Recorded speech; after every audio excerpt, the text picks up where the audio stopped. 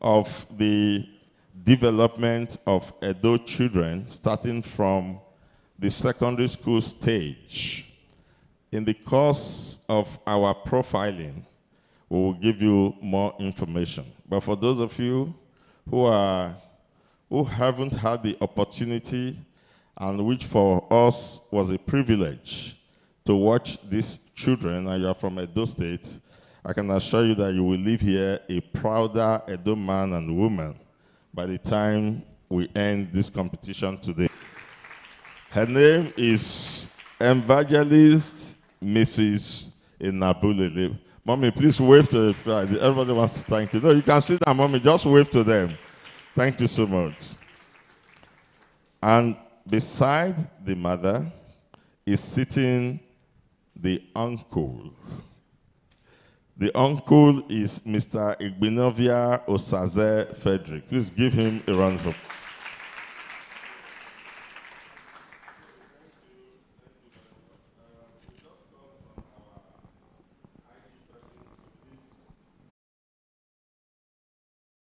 Creative. If creative, it becomes successful. When successful, it becomes impactful. That is the purpose of this essay. Thank you. Chemistry to read. The same leaders who has no uniform to work. The same leader who has no exam they are preparing for. Don't you understand? Even the Bible says there is time for everything. Their time of reading has passed, and this is the time to show forth results. Our time of preparation is now, and this is the time to prepare for our results. So that we are guided to contribute to the societal growth. Learn to bear responsibility like a badge of honor. To stop being liability and start becoming asset to the cornerstone of Edo's rising future. Today has been another good outing. Just my impression is nothing but absolute admiration for the quality of participation that we saw today.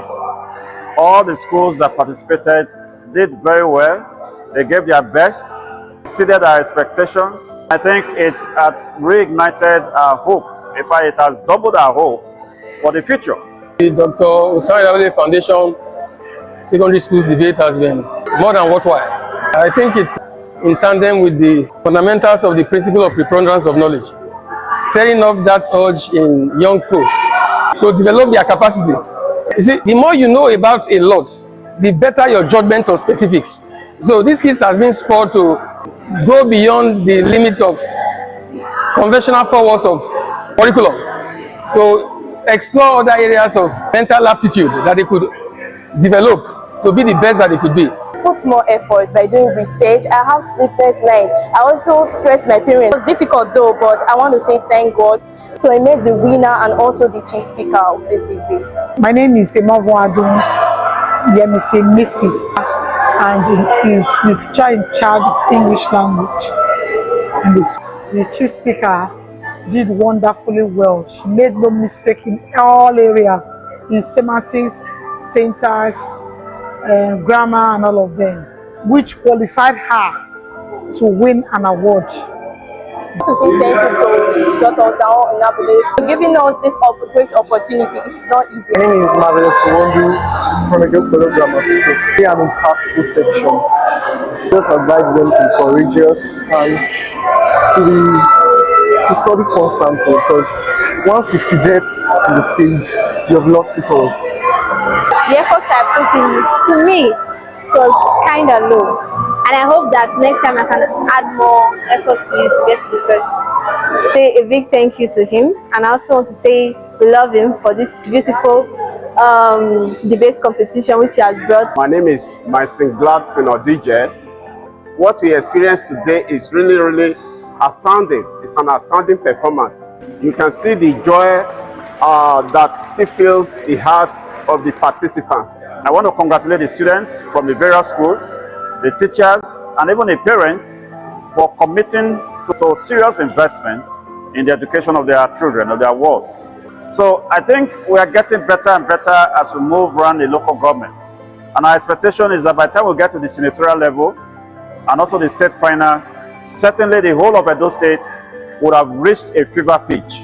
And everybody will be excited to come see their students excel, display excellence, and of course give them guarantees about the future of their country.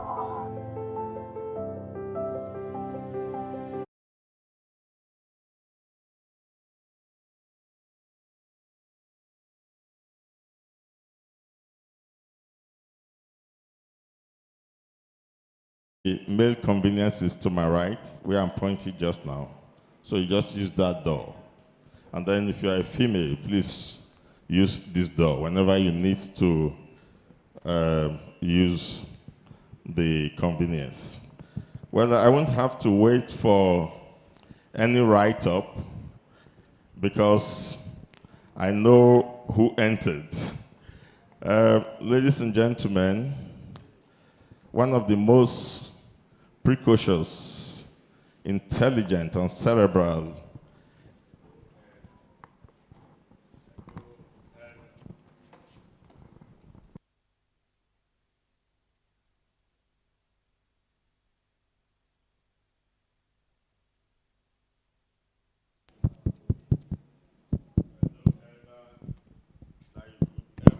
encounter. If he sees you today,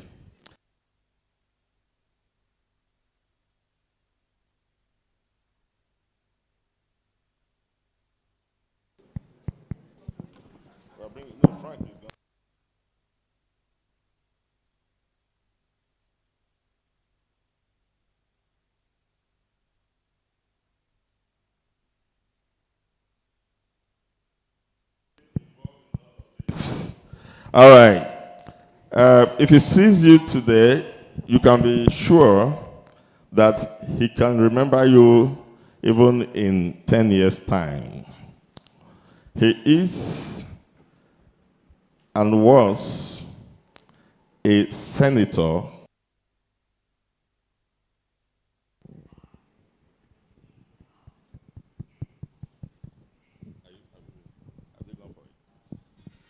If you ever was a senator, you remain a senator. He was the chief whip of the Nigerian Senate, a man of integrity.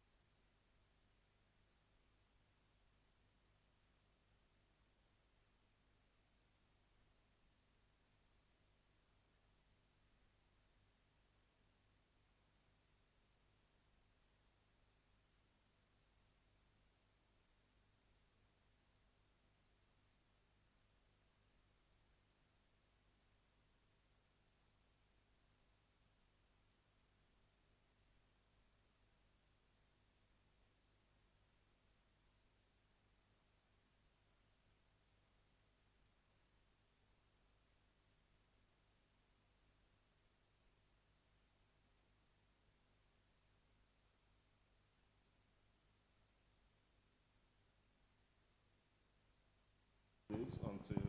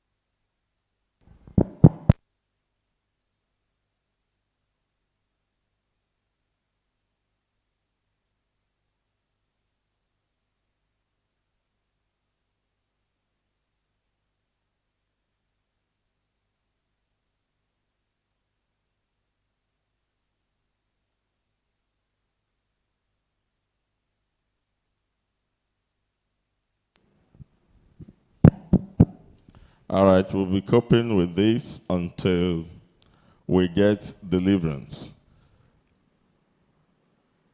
As I said, we'll continue to do introductions as we have other guests come in, but just to tell you that the secondary schools we are waiting for have just marched in. Please give them a round of applause for safe arrival.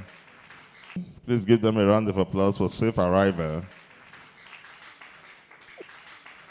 Where they are coming from can be compared to those who went to Sambisa forests and they are those who went to Sambisa forests and they are able to survive it. On a daily basis, there are kidnappings, survive it. On a daily basis, there are kidnappings on that road. And we even had to plead to hire military forces to accompany them here, and we were asked to pay 900,000 naira to get a military van to accompany Edo students to come from one point of Edo State to the headquarters to do academic activities and get trained for development. And the NSCDC thought they were doing us a favor when they said 800,000 naira. So part of the reasons for all of this is to ensure that a generation is produced, all of them to settle. And they came in their numbers. That's great.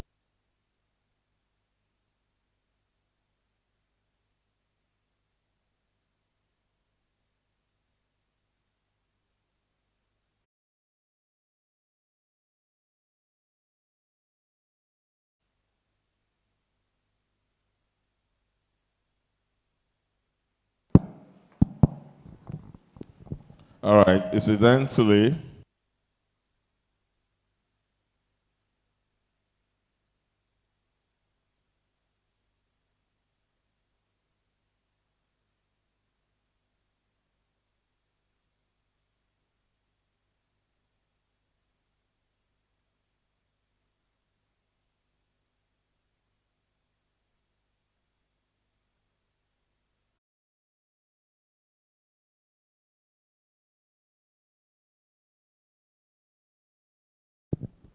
great. Thank you. At least there's a remedy. Please, let's give a round of applause.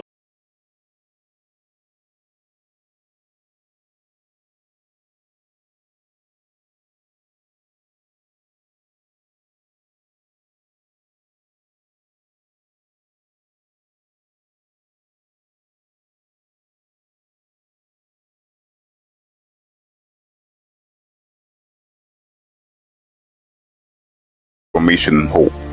Among these trailblazers stands Dr. Osahon Enabulele, a man of courage, service, and remarkable leadership from humble beginnings in Oselu, Edo State to global recognition. Dr. Enabulele's journey is a testament to vision, dedication, and excellence.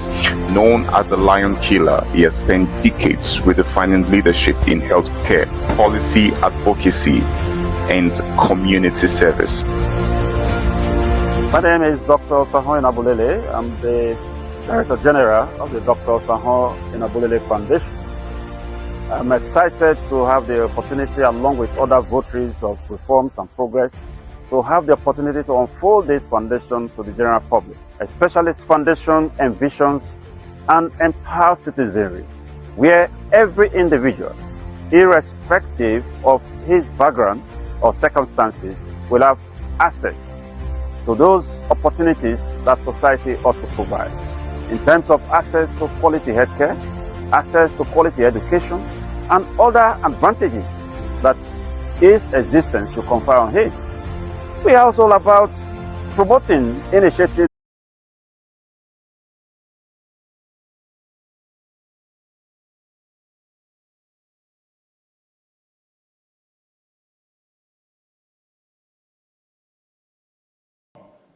So I want to first pay absolute respect to our Creator, absolute gratitude to our Creator for making this happen. We had a very sleepless night, and we'll be having sleepless nights because, like the media coordinator just said, we're in very dire times.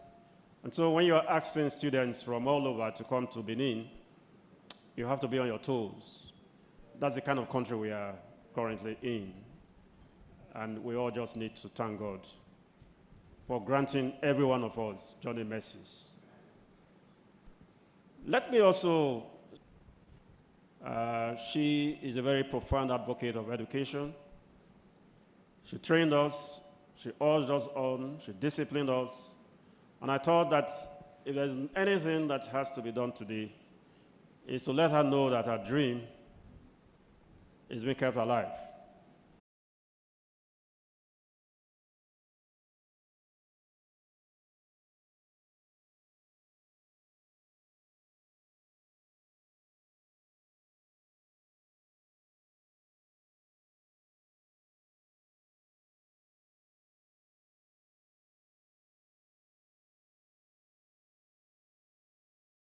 Others who are here, members of the foundation, I want to thank you for coming. I'm not going to waste much of your time because we agreed as a foundation that in recognition of the times that we are in, we will try to be very swift so that our participants from outside Benin can return back to their homes safely. And so we want to be very precise, swift, and judicious in the utilization of time. But let me say that for us as a foundation, we're very deliberate in developing this initiative. Deliberate because our foundation is one that has come as one initiative amongst others to begin the process of getting our younger ones to believe again that education is key towards driving development. But again, we said we're not going to do a run-of-the-mill debate competition because we could easily have sat down in Benin and said, okay, everybody come to Benin for a debate, as some we do. They will ask you to pay fees. We said, no, we're not going to charge any of these schools or any of the going around the local governments in Edo South. All the 7 local governments in Edo South we visited. Because we wanted to reach the students at the grassroots, at the fringes. Because students are not only found in Benin. They are not only found in Abuja. They are found everywhere. And in the task of rebuilding our youths and our younger ones, or building them, no one must be left behind. And that has taken us through the 18 local governments, through the 3 senatorial districts of Edo State, engaging several of the schools and over 179 contestants, over 300 participants. Close to about 52 schools have so far participated in this debate series. And so it was foundation. We're not stopping at the debate. We have resolved to move all those that have been discovered through this debate series into a leadership training workshop. And so please get ready for the next task. of really now taking you through the leadership series. Because the only way society can be sustained is when we are sure of the next generation. And so we want to be sure of those who will lead us tomorrow and be able to make our contribution. So this is all about you and society. And that is why today we have given you the front seats, because you are our special dignitaries. This is not about government, it's about you and I driving development in society, or being agents of change. And you are welcome to join the foundation as votaries of change to change the narrative. I welcome you to a very exciting moment. Please note that we abhor adversarial spirit of engagement. This is not a do-or-die competition. There are several things we are looking at. But just give your best. And I'm sure your best will be good enough to see you through. I'm not going to reveal what will happen at the end. That will be after the judgment by the panel of judges. And let me thank the judges, particularly Pastor Moregbe. Pastor Moregbe, I want to appreciate you and your judges. We have assembled very, very senior judges, experts in their own field, distinguished scholars, professors, to come and be part of this process, because we want to be transparent and accountable. On that note, therefore, let me once again welcome all of you to this debate, which hopefully will serve its purpose, and already serving its purpose, really. I wish every one of you the very best as you come on stage to debate on that very important topic, which says social, to look at whether education actually, the way they are saying it, is a scam. In view of the societal issues that we have, the socio-economic and developmental realities, do you really think that education is a scam? Do you think, like that boy who wants to be a Yahoo man, do you think that should be the order of the day? Come and tell us. And that will give us an insight into where we are going as a state, as a country, and a global community. Once again, I welcome you, and God bless you all. Thank you, DG. If you really think so, please argue your point very strongly that you think so. If you don't think so, argue your points very strongly that you don't think so. You're going to be based, your judgment is going to be based on the criteria that we have given unto you, not on morality. So if you think that the society or whatever parameters you have used as your judgments, the school is a scam, argue your points very strongly. If you think otherwise, the school isn't a scam, argue your points very strongly.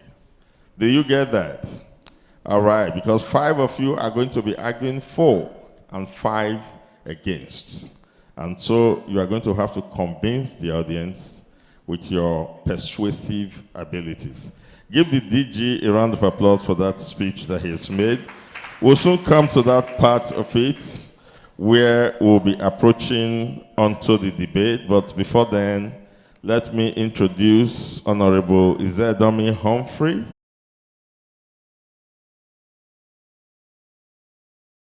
Come in, we'll begin to introduce. The debates, the Dr. Osahon Enabulele Foundation secondary school debates took off, as I said, about 9 months ago.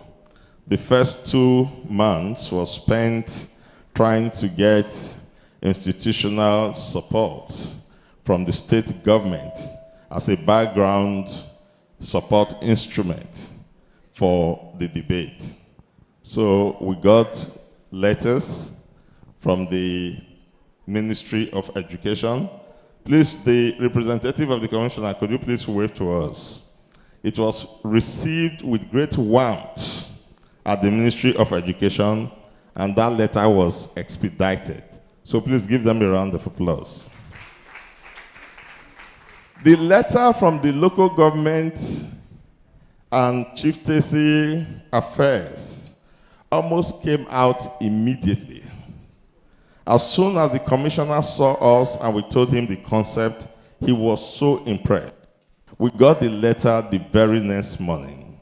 Is there any representative? Where is his Edomi? And please wave to us. All right, thank you.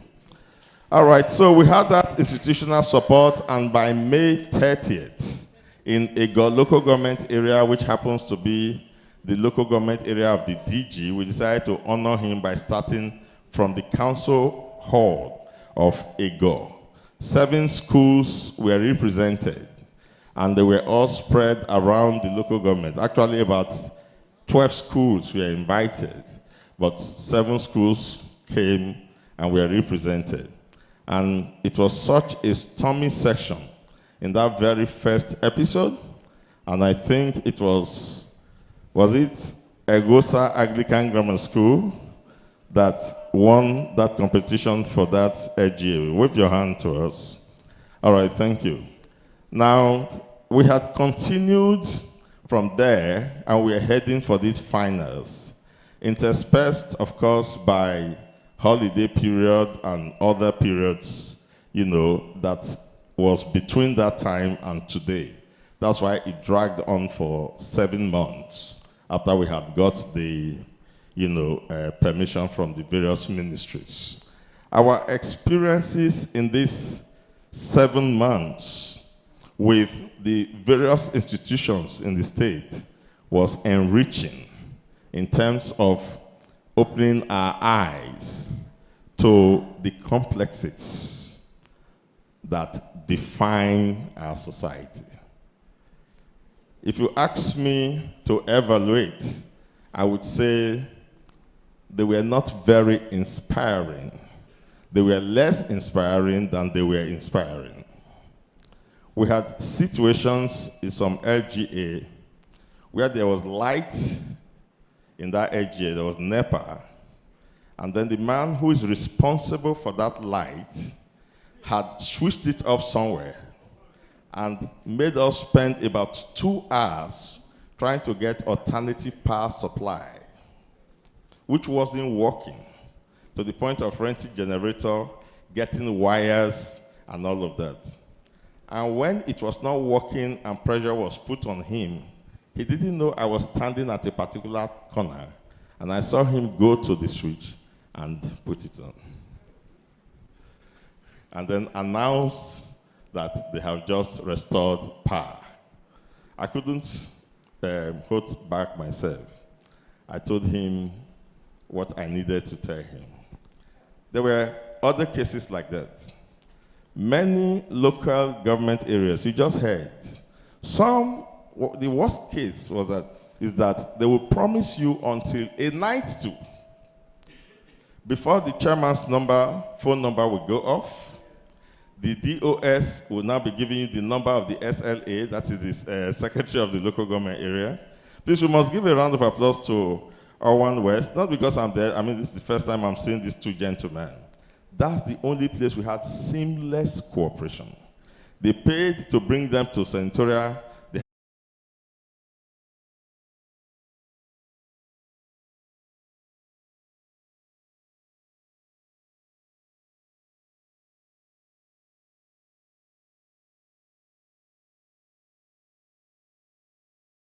A report.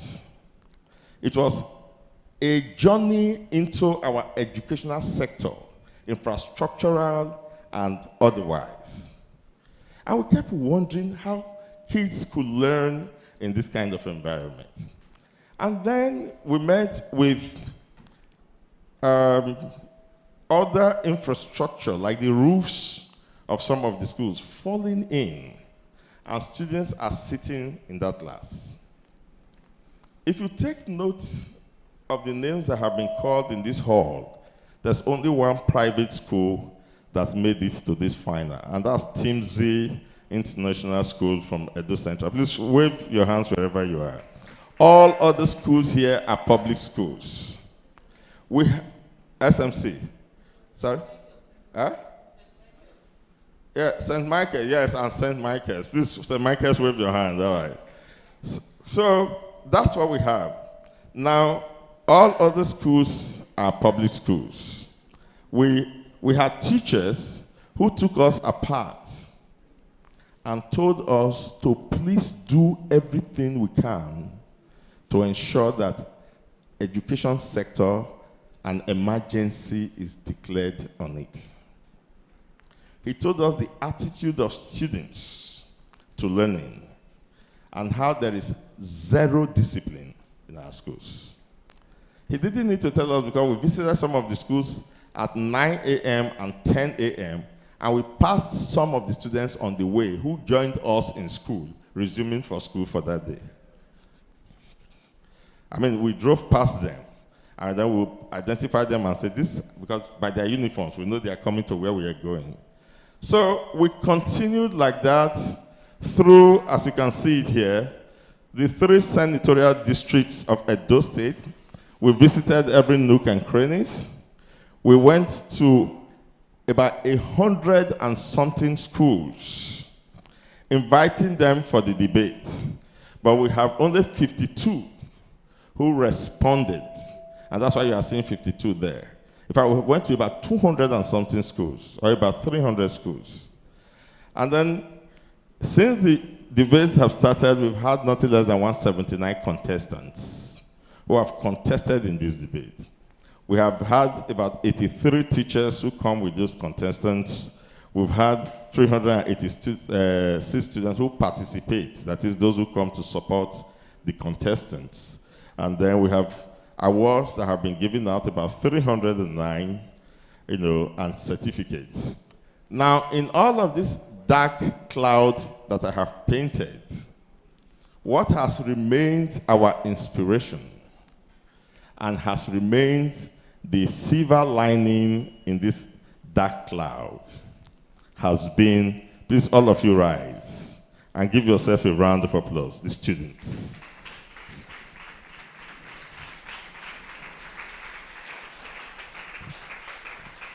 And so we know that our teachers, please can the teachers stand up and give them a round of applause.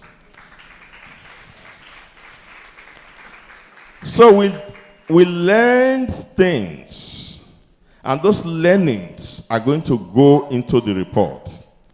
How can such decrepit environment create this kind of stars? I'm happy, Daddy, that you are here to hear them, and you are here to hear them by yourself.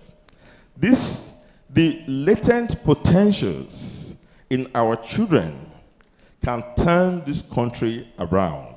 And I'm saying that as a matter of fact. This demonstrated potential is huge enough. But while you are watching the demonstrated potential, you're actually seeing the latent potential. Yesterday, I watched a Ghana section, a national debate section of secondary school students in Ghana. And the best speaker, I think, who was a girl, was advertised. And then as I was watching her, I was saying to myself, I was calling some of their names.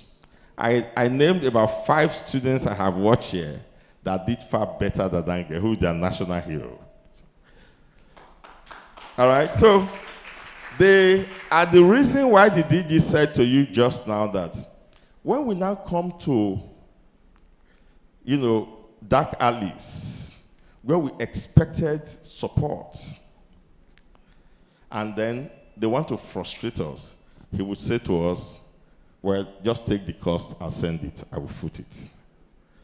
This debate must come to a conclusive end. And so he has funded it from day one up until now. We've got occasional supports. I've just mentioned One West, and a few others, but too few, too negligible to be called support for this program. That's the gospel truth. There is so much that have gone into this, and which aligns with his vision, for setting up this kind of foundation. Because this is an interventional initiative.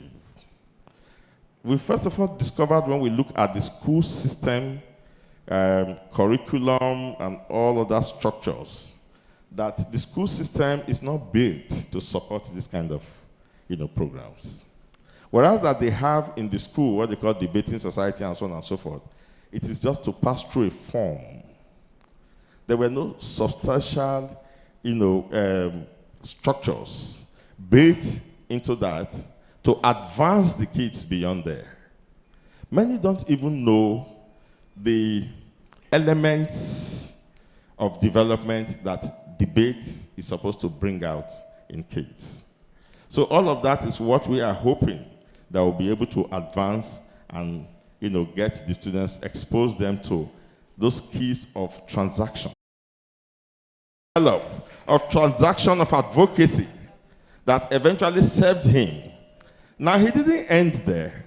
He went on, having now added experience to those talents. He went on to persuade the nation that haven't succeeded in Edo State, and there are plethora of projects, not just to occupy the position. The doctor house that you see there, he laid the foundational stone and contributed to the building to the end. And so many other welfareist foundations. In fact, I first saw him on television. Then I was living in Abuja. And I said, who is this young? I said, this is an Edo name, Enabulele. I first started relating with him on AIT, on television. All right, so he took those keys and went on to become the president of the Nigerian Medical Association. That's a great feat. When you belong to an association and you can move from your state, which is the subunit, to become a national president, if you understand the contestation in our national anything you are participating in Nigeria, the contestation there is cutthroat. And there are so many things that you have to have skills of persuasion, you have to have skills of transaction, and so on and so forth. Now he left there, took Africa into the Commonwealth, and became the president of the Commonwealth Association. The Commonwealth of Nations is an arena in the world where the mentality that rules there is the mentality of the colonizer and the colonized. And so for the colonized to now become our president, you have to have something exceptional to prove. And he did that. He moved from the Commonwealth to become the president of the World Medical Association. So I always asked if the first two in Nigeria were coincidences and who know man. The last two in the world stage, what were they? So, point I'm making is the thing, and that's the point of this debate, and that's the point he makes in every of the sections, that the thing our Edo youths need to succeed is in them. Do we get that? The thing that will change Nigeria is in us. Jesus Christ, in addressing the Jews, when they were looking for El Dorado from somewhere, he said the kingdom of God is within you, just that you are blind to seeing it. Your potentials are what God has put there for your success. So whatever is between you, that is your potential, and your goals, that deep thing in the middle, find it out and seal it, and then you achieve your potentials. So, ladies and gentlemen, let's give Dr. Osahon Enabulele a round of applause. Now, having finished with the world, he decided that he needs to come home and impact those potential to young kids so that they can develop their potentials from here. Because he grew up here. He didn't school outside of Edo State, except when he now became, a professional and was taking courses and all of that there. He schooled outside of Edo State only in the secondary school, but not outside of Nigeria. He didn't stay in Ontario, Canada, or in Washington, D.C. after he finished. He didn't project false, image. He continued to. So, and that's why when that's why I said when I was introducing the foundation, that is a foundation committed to positive change. I said positive change for societal advancement. So we're not going to teach your children LGBT here. We're not going to tell them that alienation and avoidance is healing.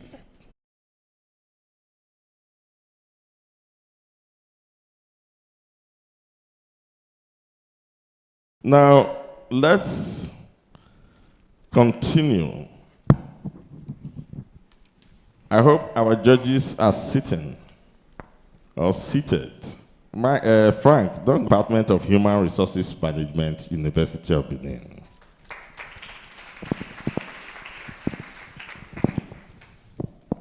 All right. Now, next to Mrs. Dania is an education management expert and the proprietor of Standard Schools. This is the man who acted as Oba Overame in the popular play Invasion 1897. Pastor Mike Omoregbe. But you don't have to fear, nobody is invading us today. All right, thank you. All right, next to Pastor Mike Omoregbe is a young woman who, every time I see her, I want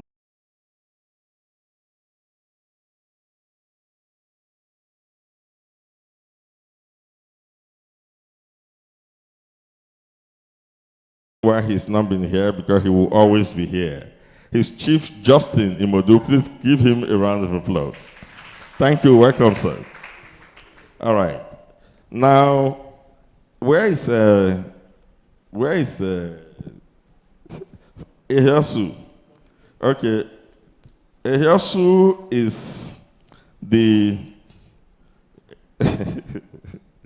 he's always begging not to be properly introduced, but I insist on properly introducing him.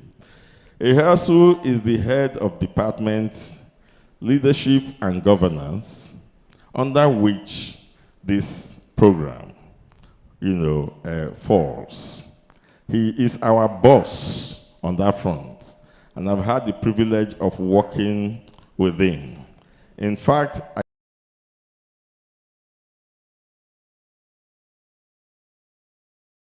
can say that his passion for academics and discourse analysis is the principal driver of this program in the foundation. He's worked tirelessly. Some of you are principals here. This is the man that's always calling you. Last night he slept around 12 o'clock at night. We were talking till 11. Ladies and gentlemen, please give Comrade Frank Ehiosu a round of applause. His job here is simple. He wants to tell you the criteria, and then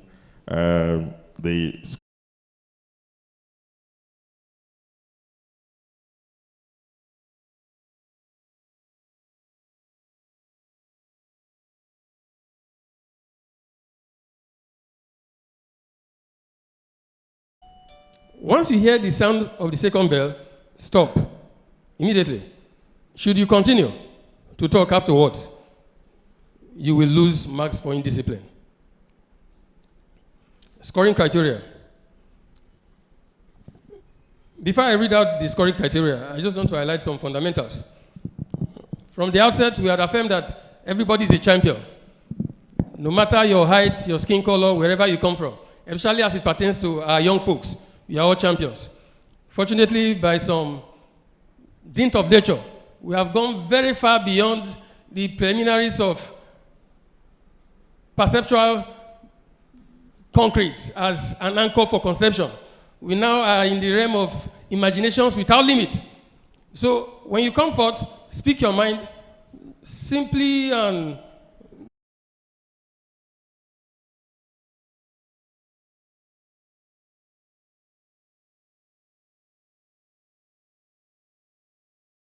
Can you hear it properly?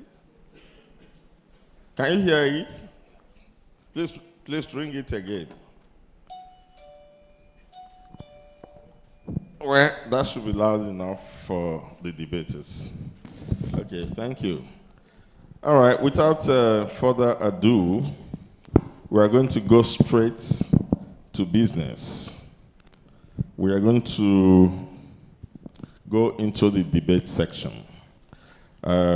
So you can breathe in and out. All right, so apart from the fact that it has been announced to you, chief speakers, I mean, you've been in it. 3 minutes for your chief speaker in the opening, and then supporting speaker each 2 minutes. After which the chief speaker comes back to round off your points, and you're done. We are going to start from far off Edo North. We invite upstage here the Holy Trinity Grammar School, Sabongida Ora.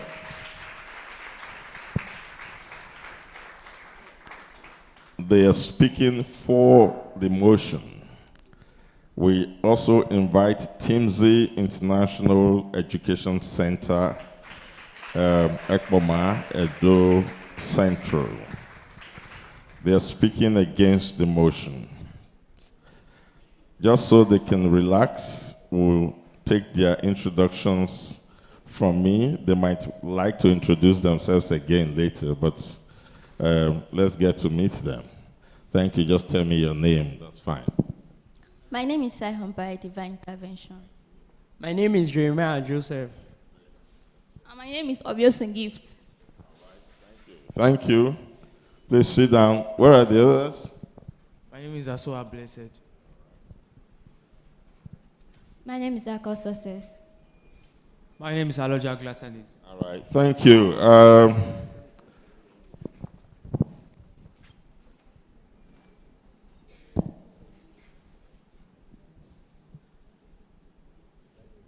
All right. Thank you, thank you so much. Okay, so we now invite the chief speaker of Holy Trinity Grammar School, Sabongida Ora, to open the floor. Good day, Honorable Chairman, impartial panel of judges, accurate timekeeper, my co-debaters, and of course, ladies and gentlemen. My name is Obiosun Gift. I'm a student of Holy Trinity Grammar School, Sabongida Ora, on West Local Government, and I stand before you today to address the question we say, in the context of Nigeria's socio-economic and developmental realities, do you agree with those who say education is a scam? And my answer is an absolute yes. Note, not because learning itself is bad, but because our educational system has failed to deliver what it promises. It promises gold but delivers stone. Education in Nigeria no longer guarantees success, employment, no survival. It only guarantees frustrations and disappointment. We were told to go to school so we wouldn't suffer. Yet, the streets are filled with graduates holding certificate that holds no value. To justify my stand, here are my point. Firstly, society rewards wealth, not wisdom. In Nigeria, success is measured by influence, not intelligence. Admissions are based on who you know, not what you know. No one asks, what did you study? They ask, what do you drive? We live in a country where a comedian earns more money than a chemistry professor, and yet you say education is not a scam? I mean, the evidence is glaring. Look around us. The most celebrated people are skit makers, socialites, and political personalities. For example, Femi Otedola, the founder of DJ Copy, the Nigeria billionaire, he is not a graduate, although some sources claimed he attended the University of Lagos, but he clarified in his memo that he never sat in a lecture hall to earn a degree. Likewise, Mark Zuckerberg, the owner of Facebook, he is not a graduate. As a matter of fact, he left school to chase his political vision. And now he's one of the richest and most celebrated tech entrepreneurs. If these individuals could succeed with a survivor in a harsh economy, some of us here can attest to the fact that we are victims of this scam. We have graduates of medical, we have graduates of medicine here who are wanting to be working in a reputable hospital because of they don't have connection. They are here. But I tell you that there are people out there who study accounting. They are in the hospital, fixing syringe without the degree. Is it not a scam? Education in Nigeria. Thirdly, corruption and decay in our system. Our educational system are no longer temple of learning, but a market of survival. ASU strikes so often that even thunder is jealous. Students read under mangoes or cashew trees, while our leaders' kids study abroad. How can a country where the president's child studied abroad claim education still works here? If education is so precious, why do our leaders export their children's futures and import foreign certificates? It's hypocrisy wrapped in corruption and served with poverty. When a fish begins to rot, it starts from the head. Our educational system is rotting from the top. Let's not forget that the richest African, like Aliko Dangote and Mike Adenuga, these individuals never fully relied on education, but on practical skills and innovation. And today they are seen as role models and are recognized everywhere around the world. If people outside formal education are doing better than the people inside, then indeed our system is deceptive. My opponent here may argue that education still works here, but I ask you, which door have you opened? Because in Nigeria, all the doors are locked with connection, nepotism, and man oh man. They will tell you education builds on your character, but does education pay your house rent? Of course not.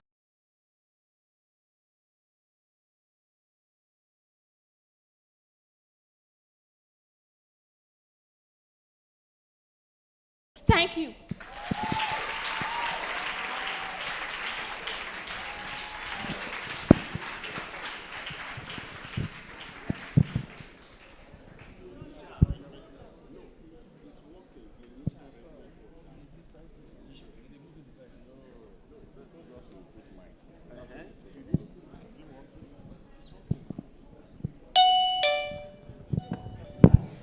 All right, please give her a round of applause.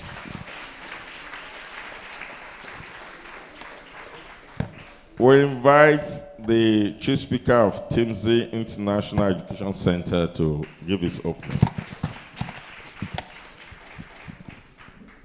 Good day, Mr. Chairman, my panel of judges, my accurate timekeeper, my co-debaters and my ever-attentive audience.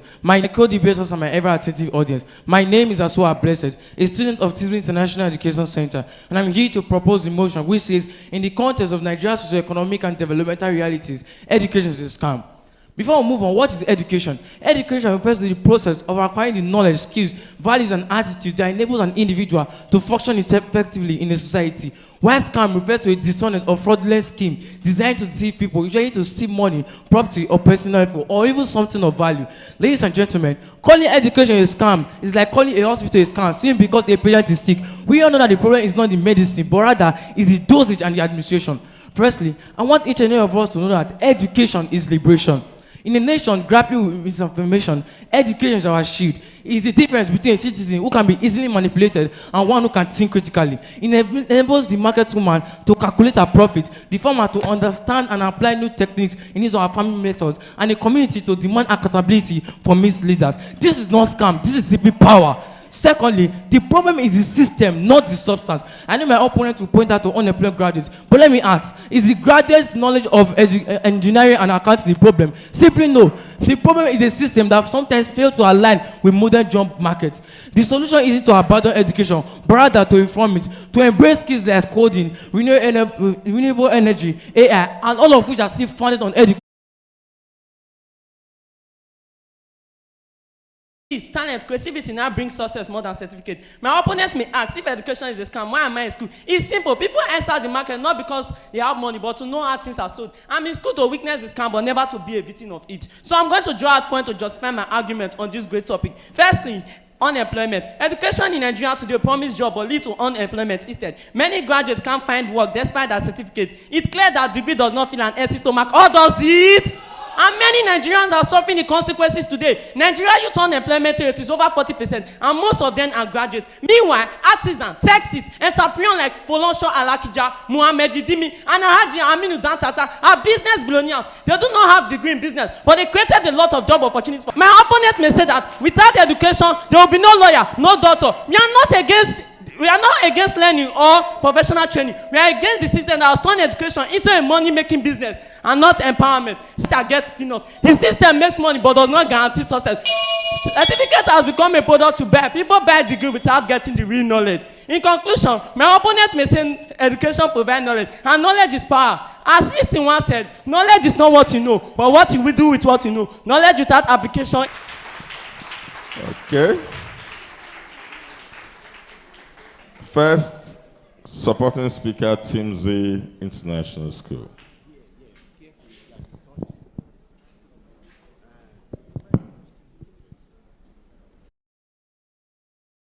Raw materials for all innovation. Without them, how can we solve our unique Nigerian problems? How can we create the industries of the future? Yes, the path may be tough, but the value of education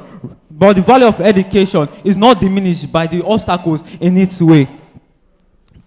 Let us not confuse the container with the content. But yes, the system needs repair. But the value of education and the true treasure of education in knowledge remains pure gold. We must empower, not discourage. We must fix the system and not abandon the solution. For these reasons, I proudly stand with my chief speaker to declare that education is not a scam. Thank you. Thank you. Now the second supporting speaker, Holy Trinity Grammar School. This saying emphasizes that real-life experience teaches lesson more effectively than formal instruction or theoretical knowledge. In conclusion, education should have been the ladder to success, but in this harsh economic reality, it has become a broken ladder, one that promised to lift you up but drops you halfway. It has also become a scam because it no longer delivers on the promise it once made. In Nigeria today, education has become like a well with no water. Thank you. All right. Do we have problems with the bell? Okay. Thank you. No, it's the sound that changed. The bell is still working, but the sound that was used as an example is different from the one that is. So use the new sound. Let's hear it. Okay. It's not an ambulance.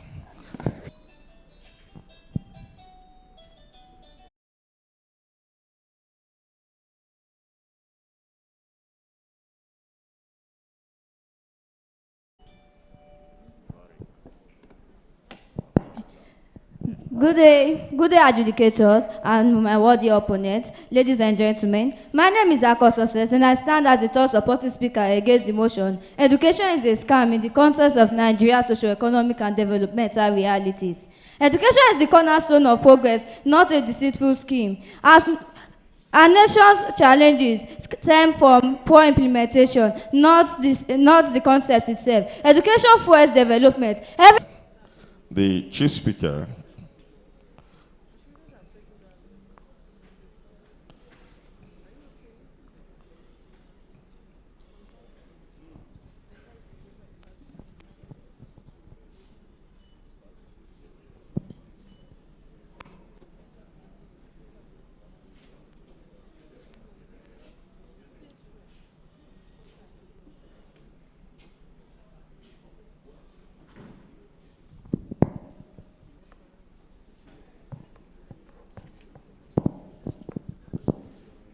Which side was she? Okay, I remember that.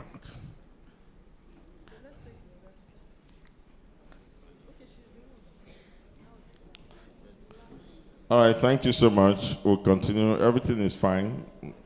Okay. Would invite the chief speaker of Holy Trinity Grammar School to round off their section. In addition to what we've said, I know in our midst there are graduates of mechanical engineering here. But how many of you can actually fix your own cars? Is it not those roadside mechanics who never saw the four walls of a classroom you still run to? What then is the use of education if those without certificates are the ones solving the problems of those with degrees? Don't you think there is a problem in our country? Have you ever wondered why there are a lot of building collapse in Nigeria? It is not bad luck, nor witchcraft. I must tell you the truth. It is because the so-called responsible for shutting these buildings fail to apply what they've learned in school, and the repercussion of this negligence is building collapse. Similarly, our roads are full of potholes. Parents who go to the extent of who borrow money to make sure they meet their children's educational needs is because they see a future and an achievable one at that. Ladies and gentlemen, think of Nigeria's greatest minds that be wasted in the street and many jobs simply because our educational system failed them. Think of the inversions we have lost. Think of the conditions discovered and the leaders unborn. This is too scam, a system that fails its own people. In conclusion, thank you.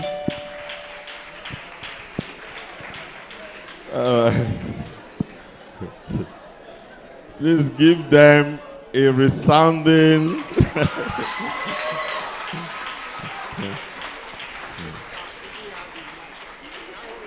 very respectfully, please can you resume your seats? Thank you so much.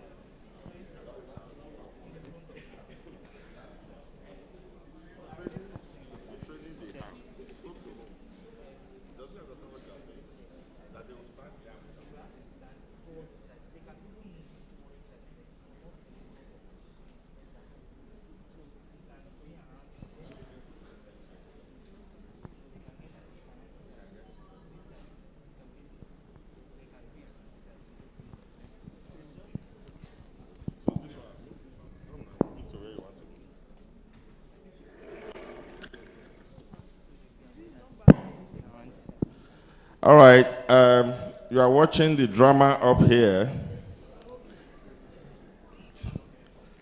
It is to help us get perfect coverage for what you are doing. They are streaming on YouTube live. And when you keep going to the front of the screen, they are getting confusing pictures. So you have an arena now where you can operate. You can operate from between here and here. Everybody in the hall is still seeing you. All right? Yeah, you can operate from between here and here, and so that you can save, the screen. Is that clear?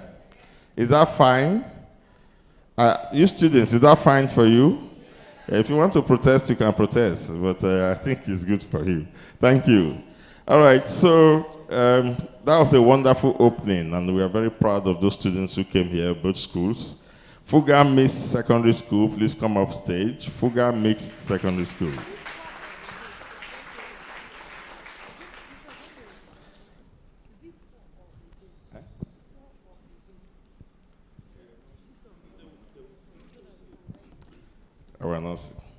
Egosa Grammar School, please come up stage. Fuga Mixed Secondary School is speaking for the motion, and Egosa Grammar School is speaking again. So let's just quickly meet you, Fuga. My name is Egor LGA. My name is Hamza Muhammad. My name is Otugo Joy.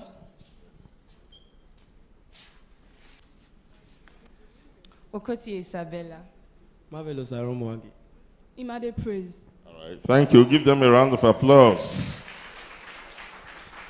We invite the chief. Ladies and gentlemen, esteemed judges, economic and developmental realities.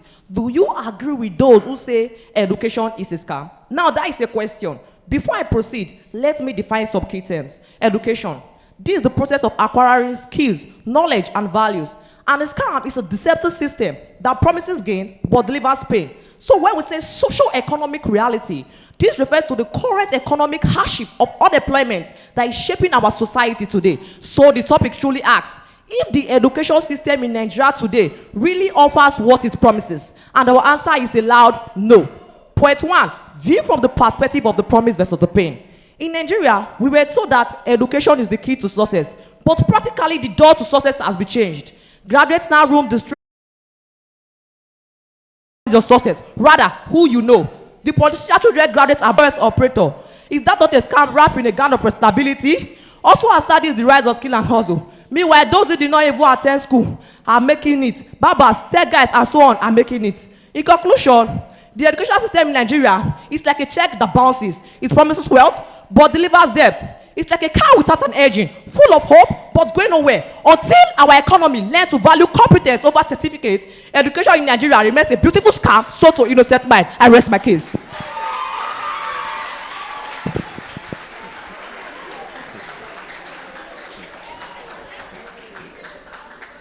Thank you. The chief speaker. They said the pen is weak, but which bullet built a nation? Obafemi Awolowo planned with policies, not pistols. Nnamdi Azikiwe fought with newspapers, not daggers. Ken Saro-Wiwa confronted tyranny with ideas, not guns. Dele Giwa exposed corruption with truth, not fear. Bola Ije challenged injustice with intellect and not intimidation. And now my opponent, the chairman,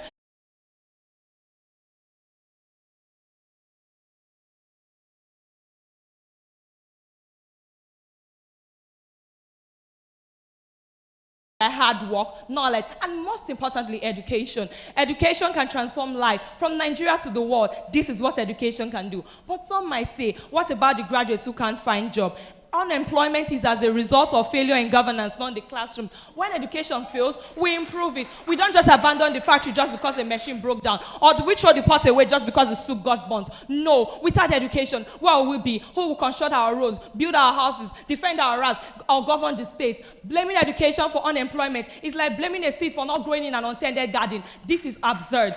The so-called Yahoo boys who claim that education is a scam are a testament of ignorance. Some cannot even spell, let alone contribute positively to the development of the society. Education is a scam. Education is a scam. Yet the Yahoo boys use education to scam. They live in houses, drive cars, use smartphones made by educated people. Yes, they claim education is a scam. How ironic. Some might say, see as Yahoo boys, they make money past educated people. Education not they pay. I strongly disagree, because a Yahoo boy may buy Benz today, but tomorrow he runs from the law. His peace is unsettled. But an educated Nigeria may start today with nothing, but tomorrow build companies, create technologies, perform surgeries, or even govern the state. I am here to oppose the motion, and I, Okotie Isabella, says that education is not a scam, even in the context of Nigeria's socio-economic and developmental realities. Thank you.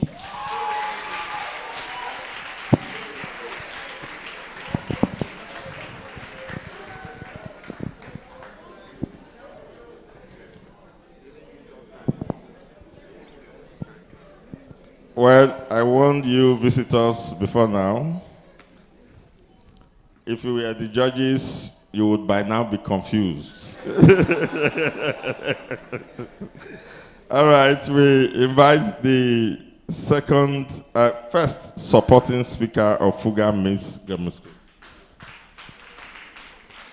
Good morning, Mr. Chairman, panels of judges, ever-accurate timekeeper, co-debaters, as well as my ever-attentive audience. My name is Hamza Mohammed, a representative of the great institution, Fuga Miss Secondary School, and I am the second speaker in strongly support of the motion which says, in the context of Nigeria's socio-economic and developmental reality, do you agree with those who say education is a scam? To begin, what is education? Education is supposed to be a process of acquiring knowledge, skills,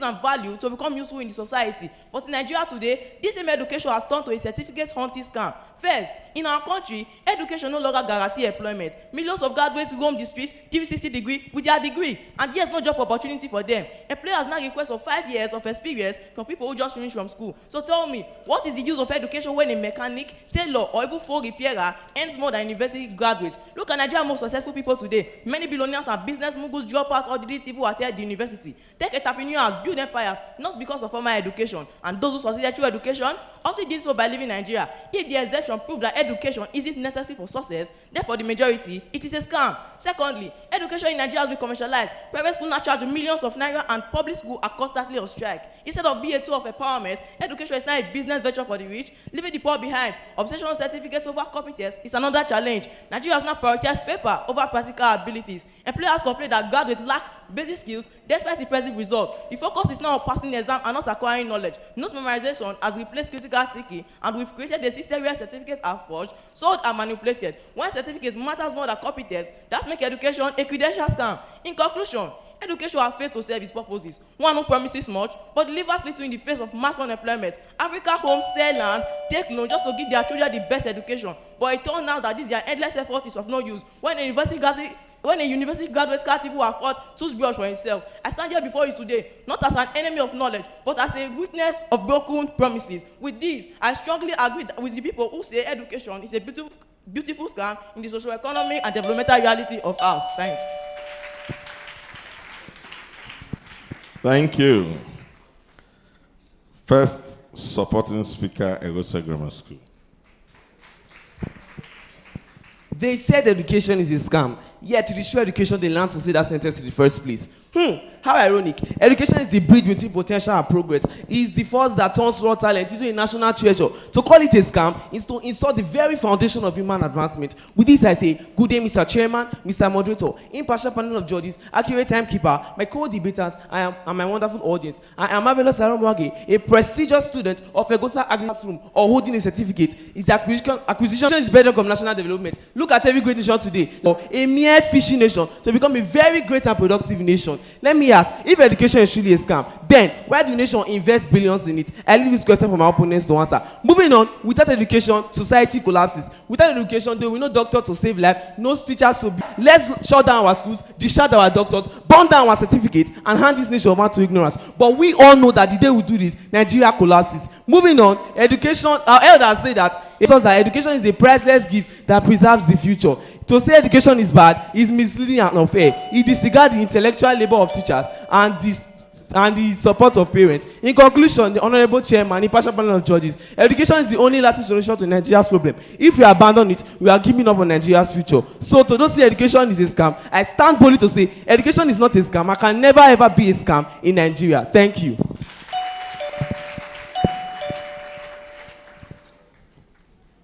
Thank you. The second supporting speaker, Fuga Mixed. Good day, Mr. Chairman, the moderators.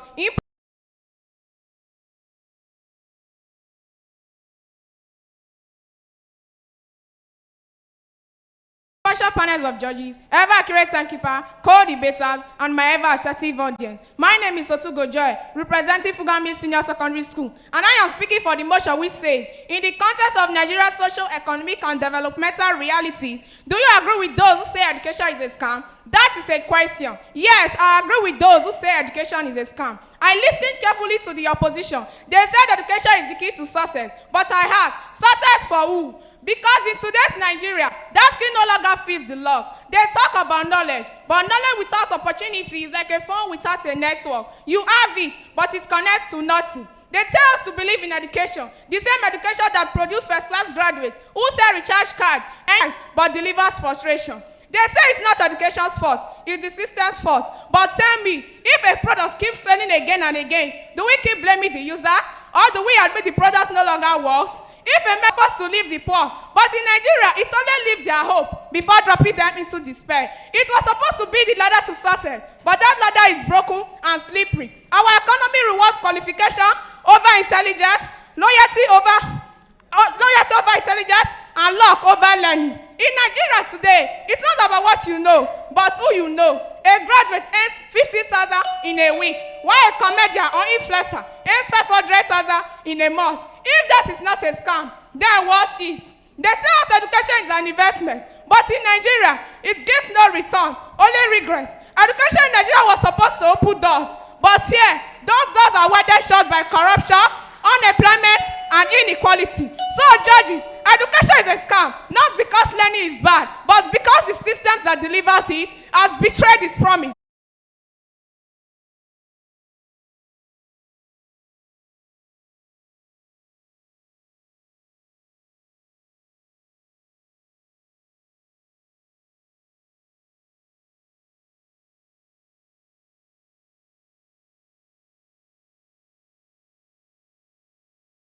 shape the destiny of Nigeria today. So when someone says education is a scam, I say no, it is our hope for a better tomorrow. With this, I say good day, Mr. Chairman, Mr. Moderator, impartial panel of judges, accurate timekeeper, co-debaters, and my esteemed audience. My name is Imade Praise, a bona fide student of Edo State Grammar School, Benin City, and I stand boldly to oppose the motion which says that education is a scam. Education is the process of acquiring knowledge, skills, values, and character through teaching, training, and experience. In Nigeria today, many say education is a scam, but let me ask, if knowledge is a scam, then what is ignorance? A blessing? Definitely not. If education was a scam, then ignorance would have built the world. But we all know that ignorance never built, it only destroys. Education opened the eyes of our forefathers, men like Dr. Nnamdi Azikiwe, Chief Obafemi Awolowo, and Sir Ahmadu Bello, who through education rose to challenge the colonial rule. It was education that gave them the vision, the voice to speak the truth, and the courage to dream of a greater nation. If not for education, they would have still been lost in the darkness of colonial domination. Education equips an individual with the ability to think critically, solve problems, and make informed decisions. It opens the eye of the mind. It gives power to the powerless and voice to the voiceless. In a country like Nigeria, where corruption feeds on ignorance, education is our weapon. Yes, education is the only weapon with which we will combat injustice, inequality, and poverty. Those who dismiss education are those who forget that every progress starts with learning.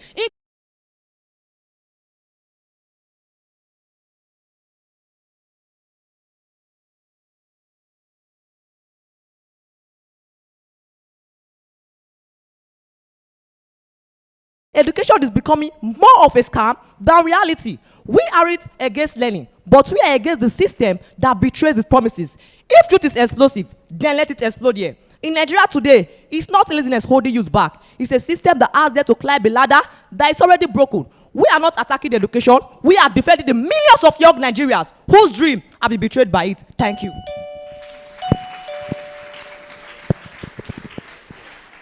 Thank you.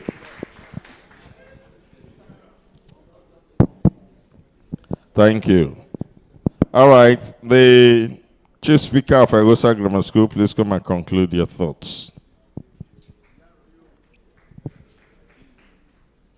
Standing on existing protocol, I'm here again to round up my points on the fact that education is not a scam. So because the door is stiff, we discard the key. Or do we burn the ladder just because some people fell? That's like saying water is useless because some people drown. Or the rain is wicked because some get wet. Without education, we are like candles burning fast in the wind with no direction. It's ironic how people say education is a scam, using the grammar lens from education. My opponents, you say education is a scam. But let me ask, how can education be a scam when the son of a farmer becomes a doctor, the daughter of a pepper seller becomes an engineer, or the son of a bricklayer becomes a banker? Education is not a scam. It is a lie that exposes the scam in our society. It is our power, our liberation, and most importantly, the future of Nigeria. And I, Okotie Isabella, will not call a light a scam just because the bulb flickers. And I hope with these few points of mine, I've been able to convince you that even in the context of Nigeria's socio-economic and developmental realities, education is not a scam, but rather our solution. Thank you. Thank you. All right, please give this round another bigger round of applause. It's increasingly becoming even more interesting. Please, gentlemen and ladies, could you resume your seats? Thank you.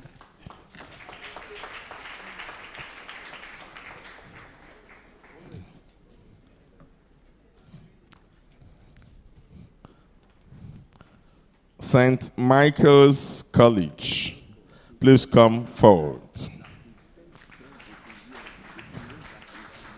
They are speaking for the motion.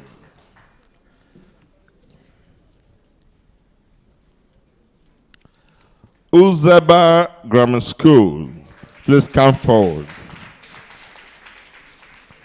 They are speaking against the motion.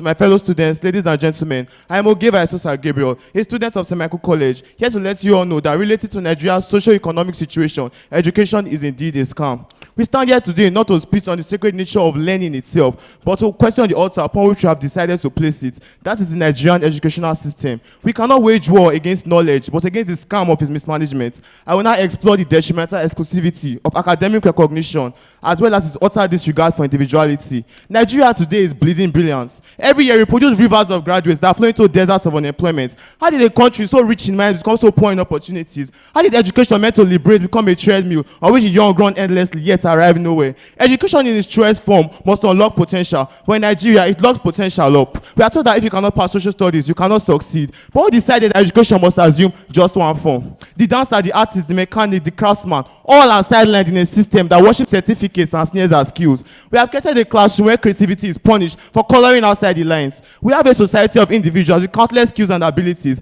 Is it proper to disregard all these flavors because of the poor taste of our current system? Consider this. A child who can fix a car engine is called unserious for getting a D in social studies, but one who can cram the issue of foreign lands is considered brilliant.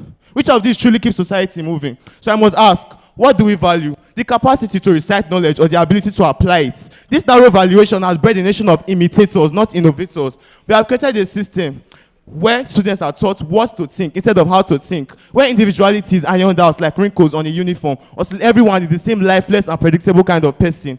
Hence, we produce graduates who are fluent in theory but illiterate in reality. Is this any wonder that our economy limps while our streets are filled with educated job seekers? Is this any wonder that our leaders, who are products of this same system, think that governance is not about memorizing promises instead of actually fulfilling them? Tell me how a system that values submission over originality, silence over questions, and conformity over courage claims to raise leaders. How can a nation thrive when its young are taught to chase grace instead of greatness? Our education meant to be a stepping stone has become a loop. A bright mind goes in, full of hopes and dreams, and exits full of death, doubt, and despair. If this is not a scam, then tell me what is. Ladies and gentlemen, we cannot call learning a scam, but the system meant to manage it is one. A system that promises empowerment but delivers unemployment. A system that celebrates certification but forgets competence. Until Nigeria learns to respect individuality, reward impact, and understand that all abilities and everyone, the dancer, the artist, the mechanic, the craftsman, and yes, even the valedictorian, matters equally. The dream is just to multitudes remain a beautiful lie wrapped in a graduation gown. With all I have said, I was able to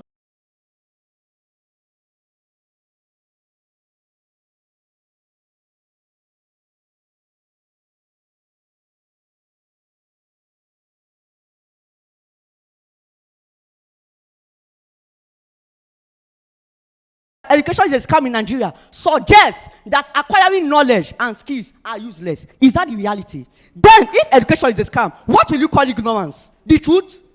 Here are my following points to dismantle this fallacy. First, education is the foundation of national development. No nation has ever developed without investing in education. Nations such as South Korea, Taiwan, and Japan were once poor nations, but they invested in riches. But it guaranteed knowledge, and knowledge is the currency of the future. It equips individuals with the skills to create, innovate, and lift themselves out of poverty. An educated population is a productive population. So let us be clear. Education is empowerment, not deception. It is the charger. Without it, the phone of Nigeria's future remains dead. Third, the real issue is governance, not education. The frustration many Nigerians face today is not because education has failed. It's because governance has failed. Corruption, mismanagement, and unemployment are governance issues.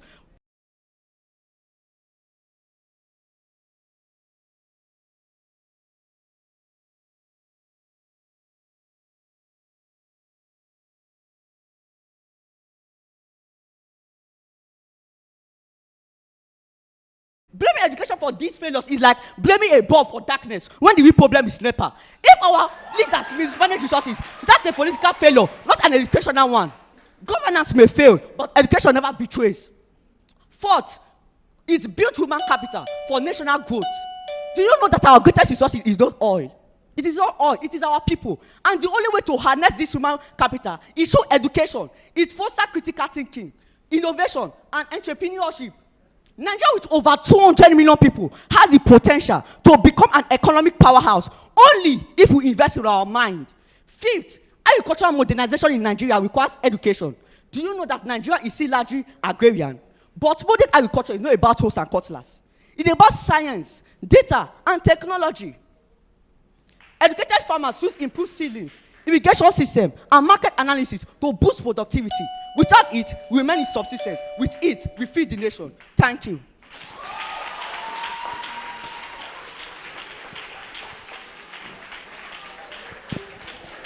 Thank you.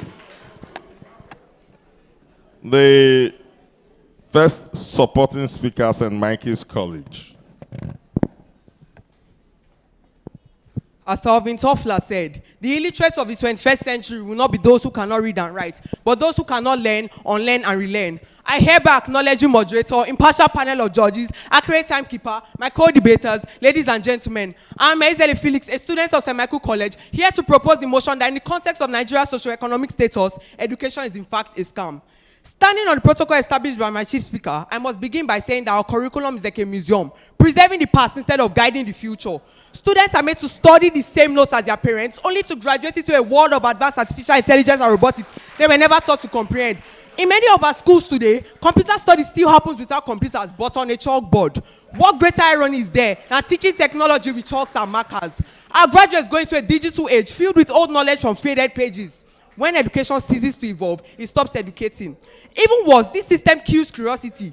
Children enter schools asking why, but live afraid to ask for anything. They are taught that mistakes are shameful, not meaningful, and the spark of wonder is smothered beneath the pressure of syllabus completed. How shall we grow when creativity is labeled wrong for not matching a marking scheme?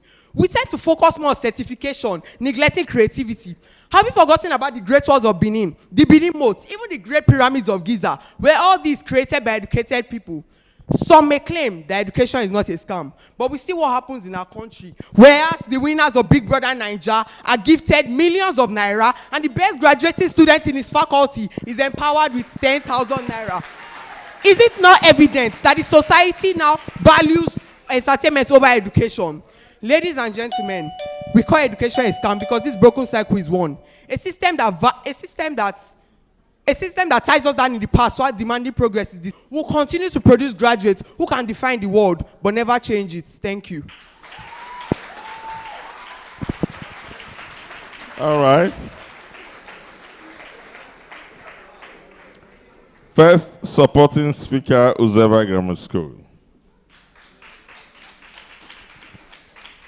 Standing hereby on the existing protocol, mental realities, education is a scam. I strongly say no to this motion with the following points of mind. One, education equips people with entrepreneurship skills. As they said, knowledge is power. Education gives young Nigerians the power to innovate, to create, and to build industries. Vocational and business education teaches financial literacies and management skills that can transform common ideas into tribal enterprises.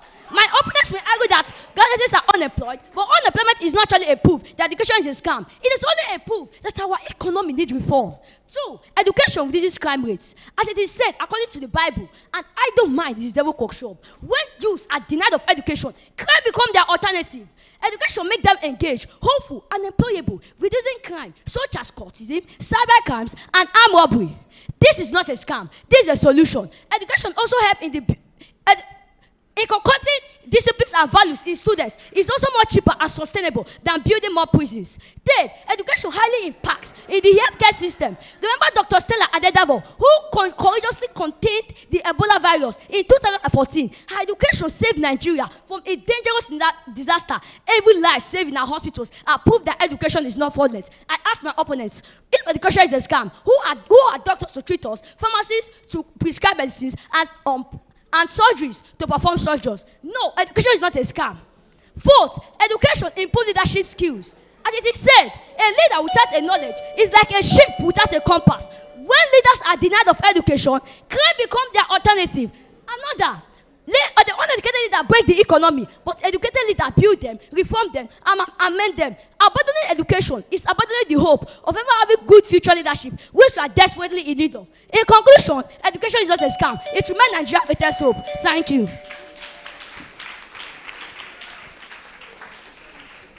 All right, thank you. We call the second supporting speaker, St. Mike.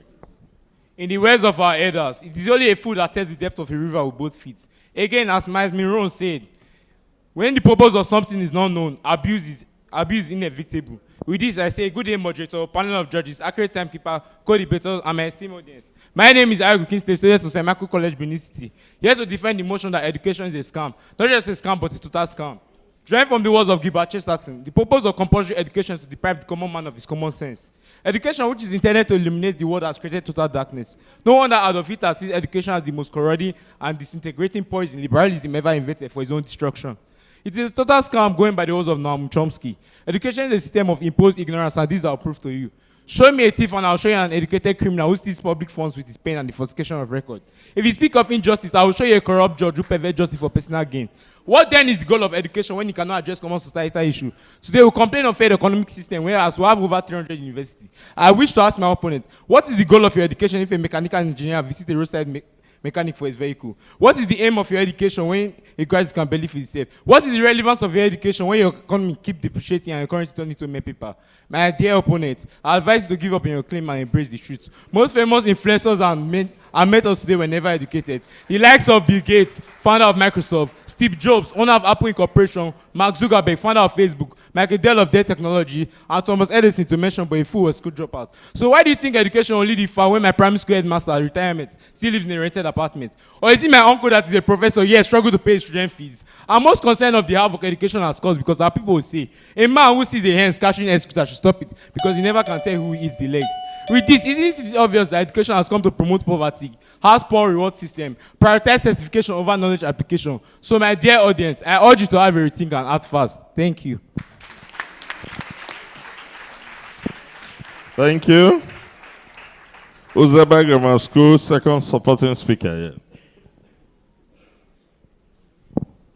Standing on the existing protocol, my name is Emia Yohere Noah Destiny, a student of Uzeba Grammar School Senior Secondary. I am here to strongly oppose the motion which says, in the context of Nigeria's socio-economic and developmental realities, education is a scam.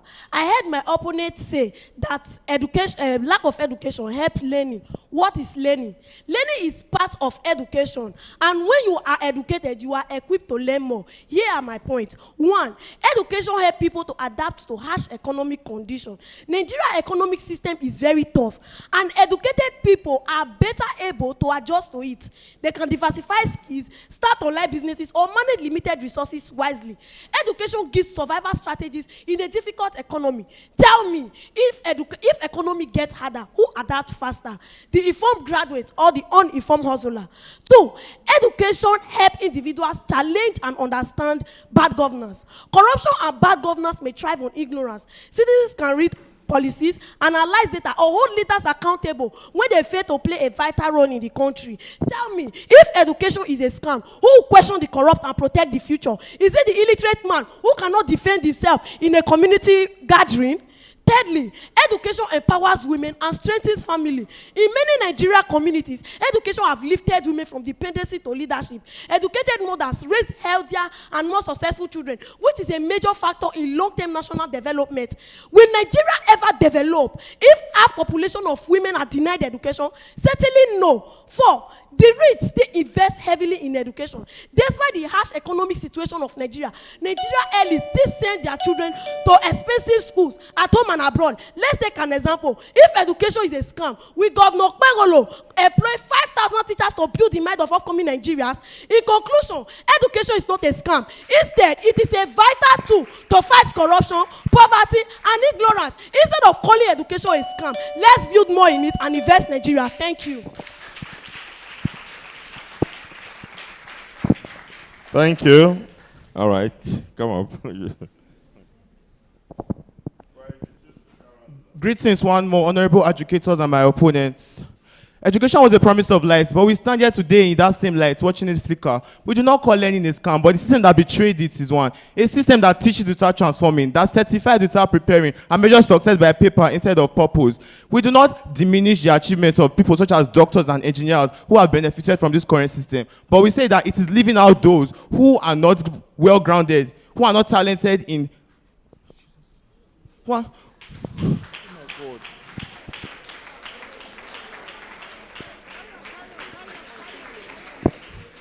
Education was a promise of empowerment, but it has only become an expensive waiting room for opportunities that never come.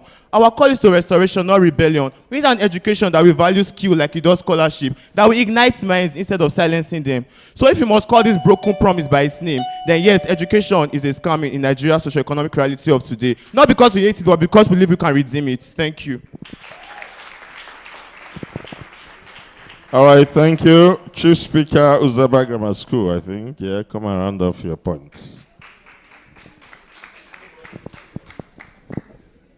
Mr. Chairman, permit me to stand on an existing protocol to take my stance against this motion. As we conclude this debate, let us reflect back to the heart of the matter.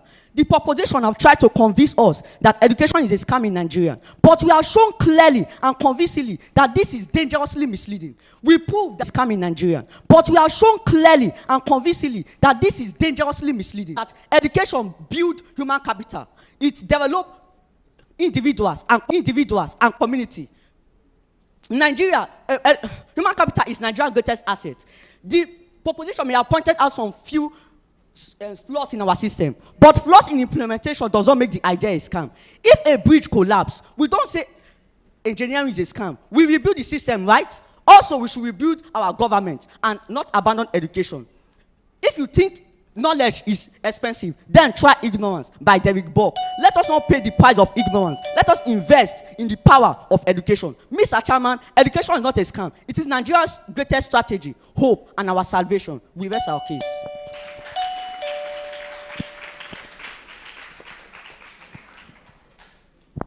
All right, please, this section, another big round of applause.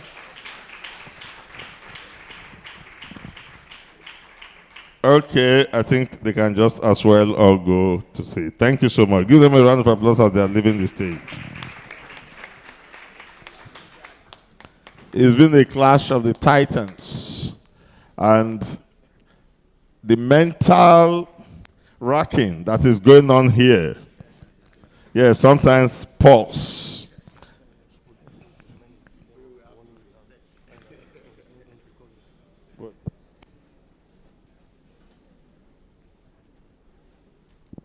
All right. The judges say our students should listen more. The bell seemed to be muffled, so but listen more. But we don't want to distract their flows by your dysfunctional bell. So maybe when you ring the bell, you can put up your hand. All right, thank you. Now, we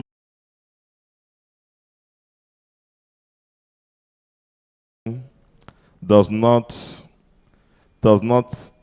discriminate on population. The criteria is set, the percentage scores are set, and the division is made accordingly. So it takes nothing away from it, except that the excitement of listening to a third speaker. All right, so that is why there are two there, and they will have their say. Annunciation Catholic College, please come forward.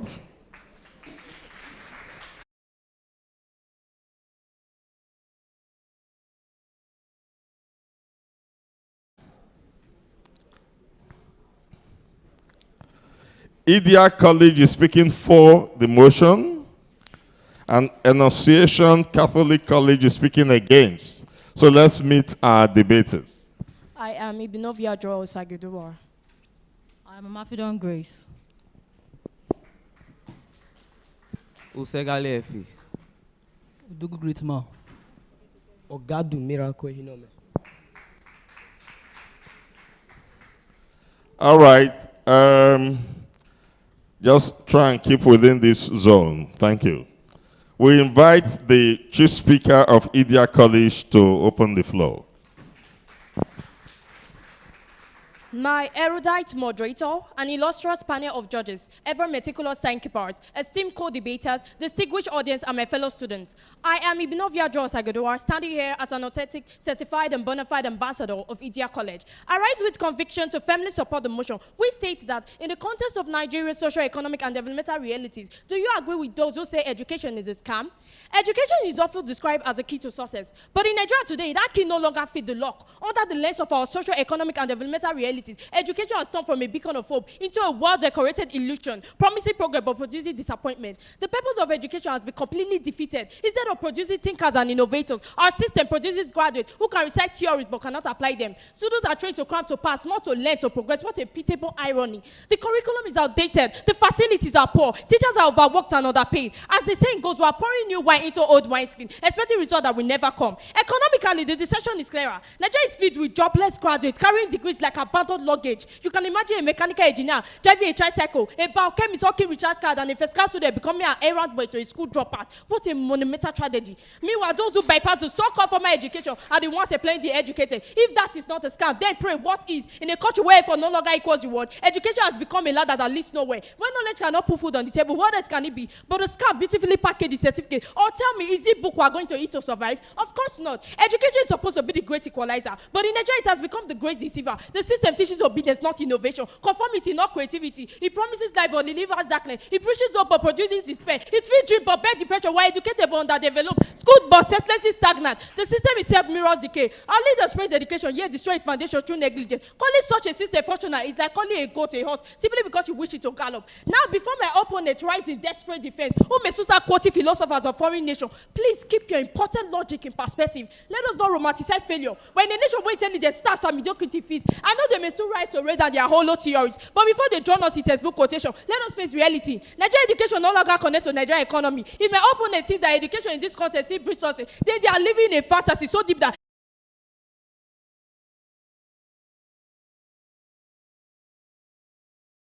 forgotten who you are competing against. All right. We invite the chief speaker of Annunciation Catholic College to please come forward.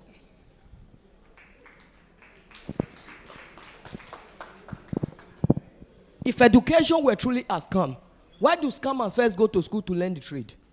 If education were not in Nigeria, why are Nigeria's daughters saving lives? Engineers building bridges, creators creating technology,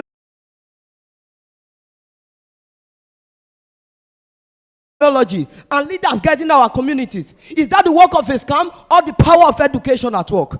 Good day, Mr. Chairman, honorable moderator, panel of judges, accurate timekeeper, worthy opponents, and my co-debaters. Standing before you is a student of Annunciation Catholic College, Irua. I'm here to oppose the motion which says education is a scam in the context of Nigeria's socio-economic and developmental realities. I stand here today, I disagree with this. Therefore, I stand here today with a deep conviction, great clarity, and with a loud voice to say broad and resounding no to this motion.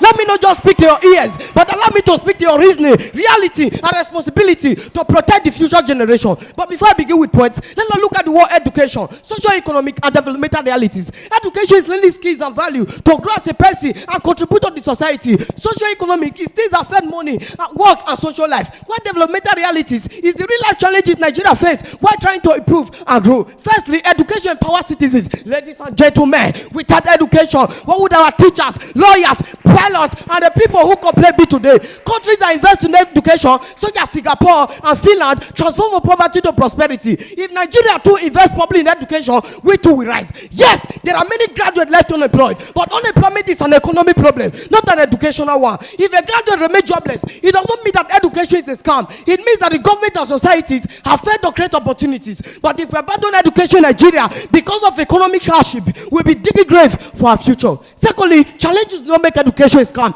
Yes, Nigeria faces many challenges, but these are challenges that can be fixed. It requires educated people, not illiterate. Education provides scholarship, opportunities, and careers. The existence of successful Nigerians today shows that education is not a scam. It's a tool for transformation. Furthermore, education is not a scam in Nigeria. It's the ladder, the engine, and the weapon that transforms society. A society without education becomes vulnerable to corruption and fake news. Education gives Nigeria the tools to succeed. It doesn't promise overnight wealth, but it gives lasting power. If education is truly a scam, is it ignorance that is not better? If education is truly a scam, why are you debating using the very skill education will get to you? Yes, the system is corrupt, but it's only education that can produce citizens that will fix it. So I leave this question for the opponent to answer. If education is truly a scam, who educated you enough to even know what a scam is?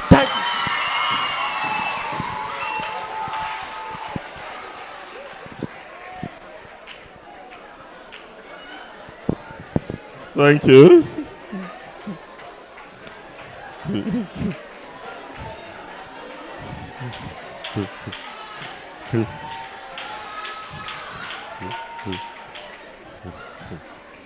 All right. The guilty person who educated her is sitting here. The principal. All right. Thank you. We invite the first, the supporting speaker for Idia College to take the floor.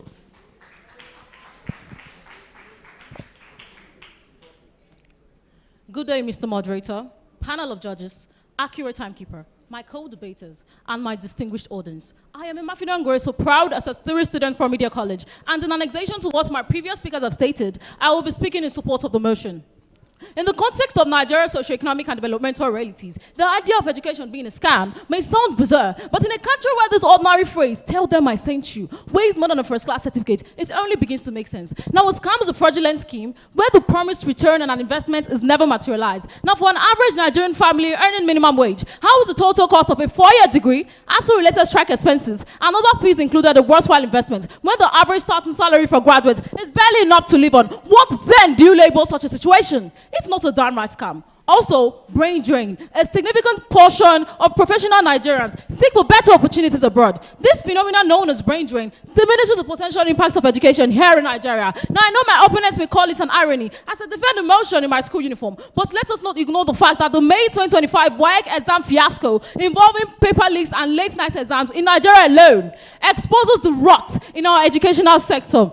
Furthermore, the broken promise of employment and economic mobility. In Nigeria today, the fundamental promise of employment immediately after graduation is often unfulfilled. Even the National Bureau of Statistics shows such astronomical rates of unemployment and underemployment amongst university graduates. This, in particular, bursts an outbreak of pastors and bus drivers with degrees. How then is education not a scam? When it cannot even levitate graduates from the gravity of poverty, talk less of analphabetic Nigerians. In conclusion, my opponents have failed to view education under the lens of our socioeconomic and developmental realities. They view it from the perspective of Americans and Asians, not as Nigerians. Thank you.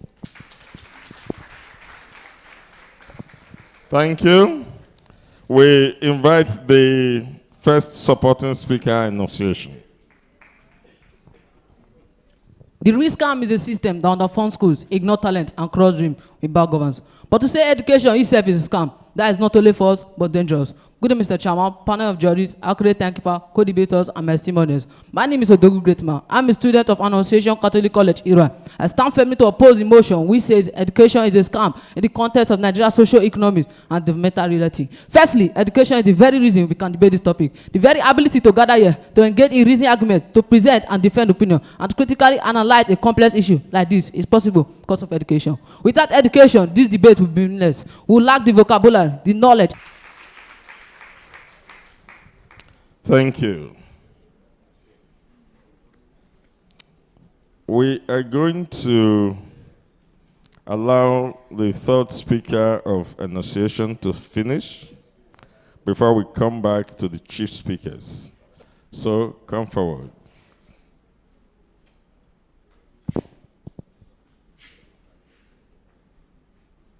Education is the key to unlocking the golden doors of opportunity. Let's recognize the potential of education to transform life and drive in development in Nigeria.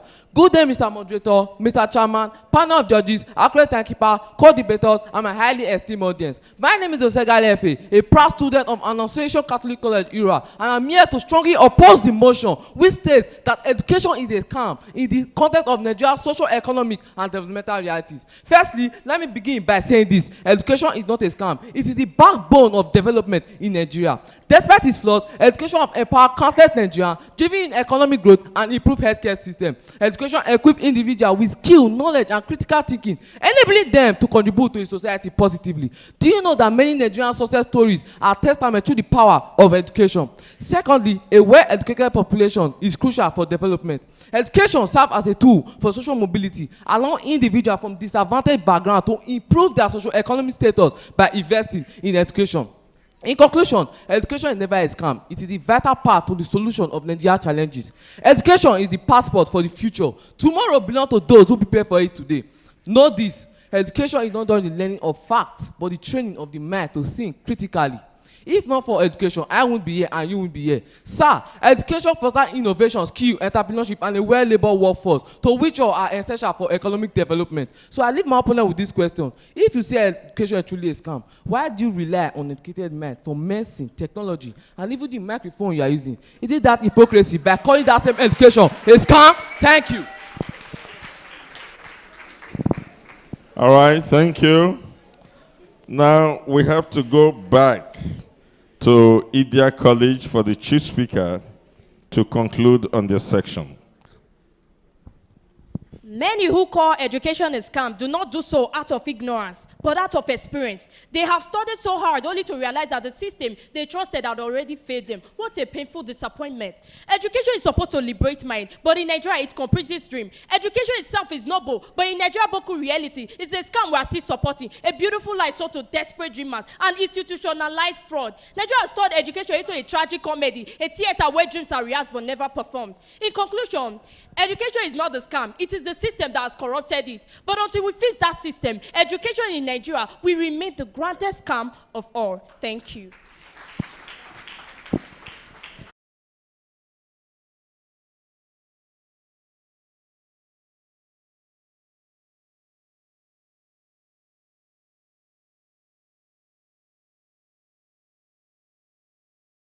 Education is truly a scam. Why did you not proudly remain uneducated to prove your point?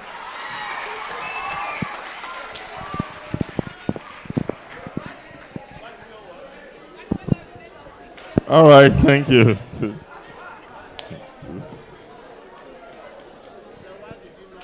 That's the end of that round. So, ladies and gentlemen, please, thank you so much. You can resume your seats. One more round to go, and we are done with the debate section proper. So we'd like to invite Egor Grammar School to come forward here. Egor Grammar School are speaking for the motion. Saint Maria Goretti Grammar School are speaking against the motion.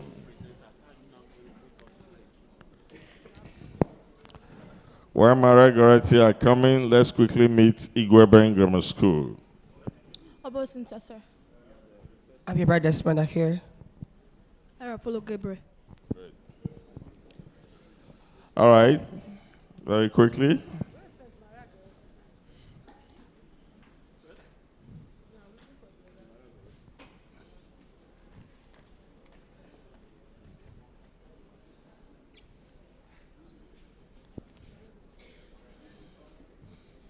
Yes, meet you.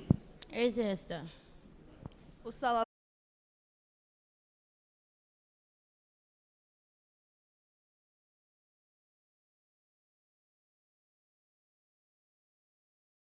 Obo Cynthia, a bona fide and well-behaved student of Igwebe Grammar School, Igwebe. I stand boldly before you today to seriously support the motion which says that in the context of Nigerian socio-economic and developmental realities, do you agree with those who say education is a scam? Yes, I strongly agree with those who say education is a scam.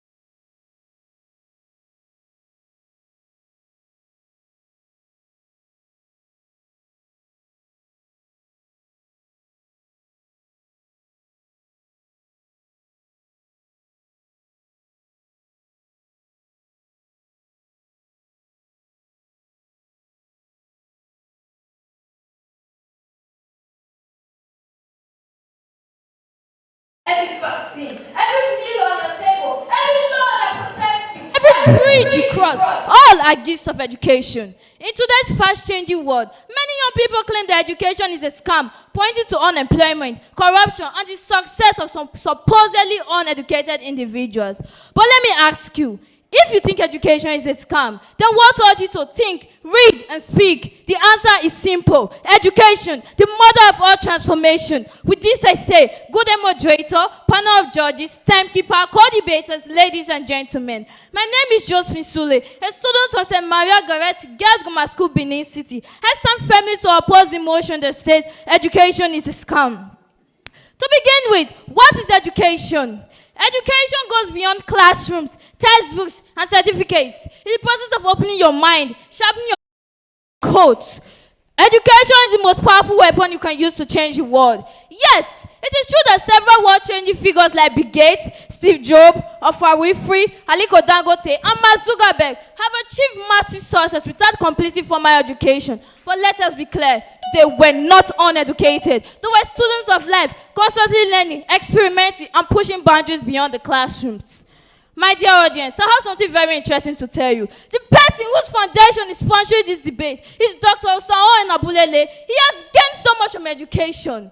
He rose to fame through education and became the president of the Nigerian Medical Association. He then became the president of the Commonwealth Medical Association and later became the president of the World Medical Association. He became the first West African man to achieve such a feat. If not for education, many of us would not have known him. Indeed, education is power. Finally, ladies and gentlemen, just as Dr. Martin Luther King Jr. had a dream, 28 August 1963, today, 18 November 2025, I have a dream that Nigeria will rise to embrace the panoramic conceptualization that education is a scam, a dream where the torch of learning lies every dark corner of ignorance, and no life is left behind because of poverty, circumstances, or neglect. A dream where every child will have the access to the power of knowledge. This is not just a dream. It's a call to action that we see education for what it truly is, the seed, the cure, and the crown of humanity. Great minds across the land, thinkers, scholars, and dreamers, rise! Rise and join me to say, education is not a scam. Thank you.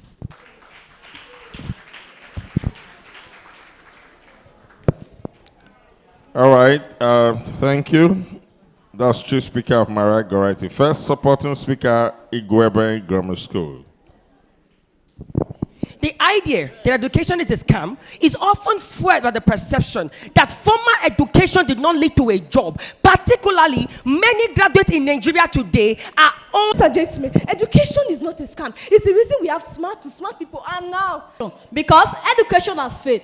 If education is actually a quality to socio-economic and developmental realities in Nigeria, why is Nigeria still undeveloped? Why has education unable to change the narrative of the poor economic state in Nigeria? Why has education unable to make graduates self-employed? The Nigeria unemployed and underemployed rate are staggering. Before I approve my session in Fondras, it is my best interest to show respect and sense of accountability to everyone present here today. Good day, Mr. Chairman, honorable panel of judges, accurate keeper, the moderator, distinguished ladies and gentlemen, and my esteemed opponents. My name is Edo State.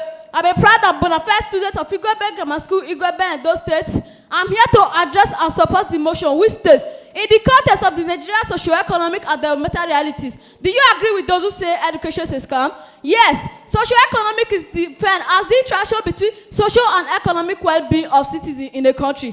According to the National Bureau of Statistics, the unemployment rate in Nigeria stands at approximately 33.3%. This raises serious questions about the value of education in securing meaningful employment. Why are we investing so much time and resources into education of the job market that cannot absorb us? The quality of education in Nigeria is often compressed due to inadequate infrastructure, poorly taught teachers, and lack of resources. This can lead to graduates who are not adequately prepared for job market. The cost of attaining quality education in Nigeria is often prohibitively expensive, leading to students' loan and financial burdens. If the return on investment is not guaranteed, it can be agreed that education is not worth the cost. The Nigerian job market is often characterized with corruption, nepotism, bribery, and job insecurity. through connection rather than merit. This can make it difficult for individuals to secure employment based on their qualification. For example, education brought frustration on a Binibo graduate who studied history and international studies at Ajayi Crowther University, Oyo, in Oyo State, by name Avilleri. He said he has been out of jobs.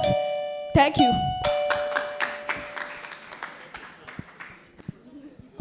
Thank you, too. All right, the last supporting speaker, Maria Goretti. To call education a scam is to insult the countless individuals and nations who have used it to break cycles of poverty and overcome systemic disadvantages. Education has long been the primary ladder for social mobility. It provides a structured path for those without connections and family wealth to earn a place based on merit and hard work. To claim otherwise is to ignore the undeniable evidence of human advancement driven by critical thinking in Edo State.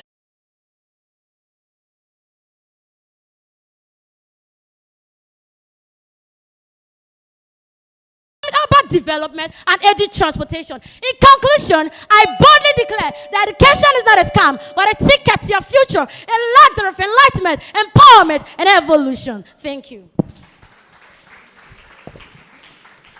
Thank you. With that, we invite the Igweben Grammar School chief speaker to round off their points. It is only in Nigeria that you see upcoming medical doctors ending up as tailors, coppers doing bricklaying, and lawyers ending up as cobblers. However, I want to quickly ask my opponent these questions. How many professors are presidents? How many PhD holders are commissioners? The answer to these questions is no one. So, with this question, I have proven and informed you that education has nothing to do with leadership or high socioeconomic status. Education was supposed to be an advantage and right for every citizen in a country, but in Nigeria, it has separated individuals from life realities and skills. With this powerful, elaborate, and unbeatable point of mind, I hope I have been able to convince and not to confuse anybody that education is a well-packaged scam. All right, thank you. Chief Speaker St. Mary Goretti, please come and round off. Oh my goodness. Oh, my opponent said that it's only in Nigeria that somebody will study medicine and end up as a tailor. But let me ask you, is a tailor not educated? Are you not supposed to be educated to handle the sewing machine and the needle? Are you not? Then, according to UNESCO Global Education Monitoring Report, each year spent in schooling increases 9% of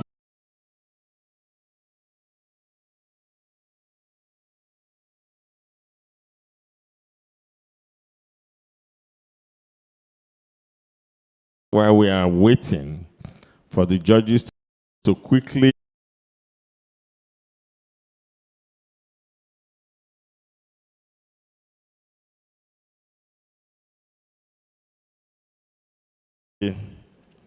certificates given out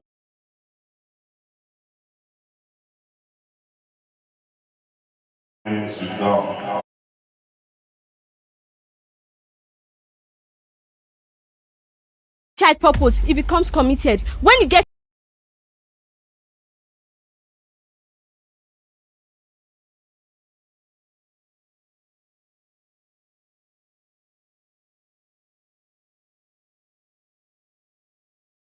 we want to begin our photo section immediately so that by the time the results are ready, we are rounding off with that. Favor, let's get people to take this off stage. Dr. Osahon Enabulele, Senator Roland Aware, Chief Justin Imodu, the representative of the Minister for Education, please come up this way. Come up. Hey, hello, young man. Please, could you just take this and please get other guys too. Thank you.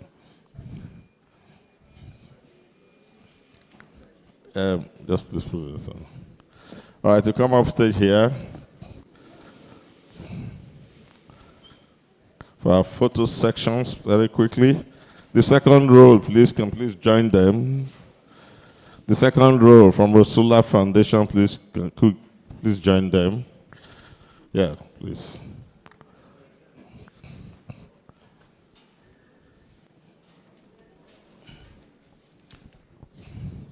Yes, mommy, please come up stage. Yes, young lady, thank you.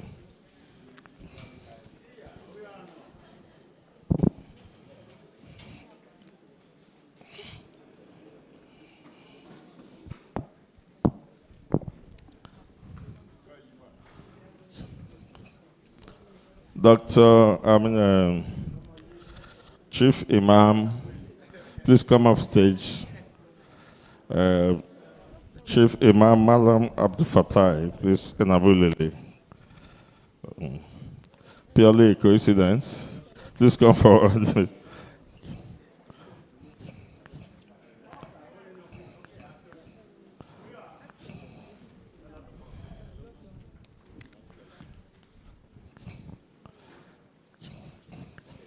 Yes, could you can close up so that, yes, close up.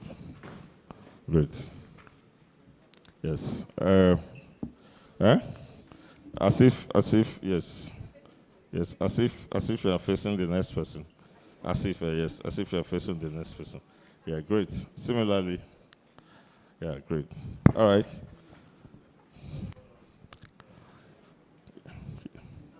From school, please come out this way.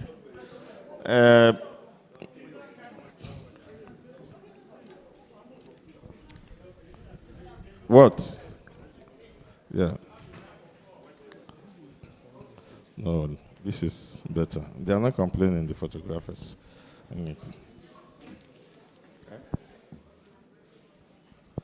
Yeah?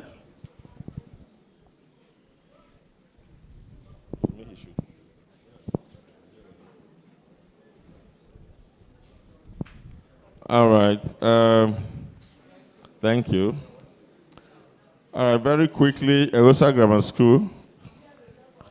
Very quickly, Egosa Grammar School. Come up stage, chief speakers, and clear the way if you are not Egosa Grammar School, please.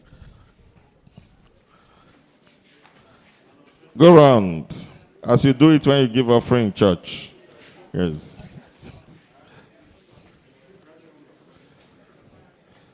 Idia College should come this way quickly. Idia College. Idia College. Teachers and students.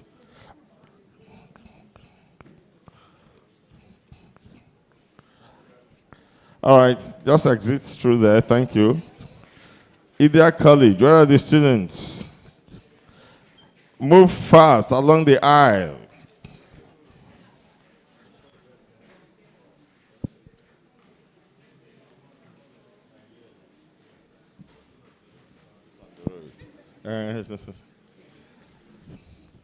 Very quickly, Idia College.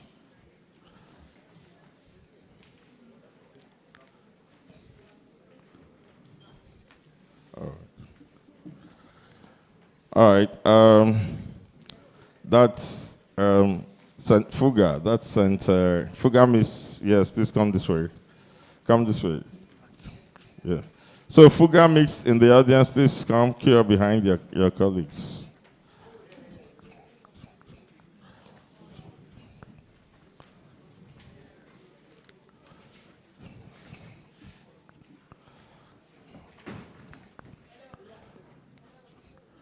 Don't miss out from the. Yes. Yes.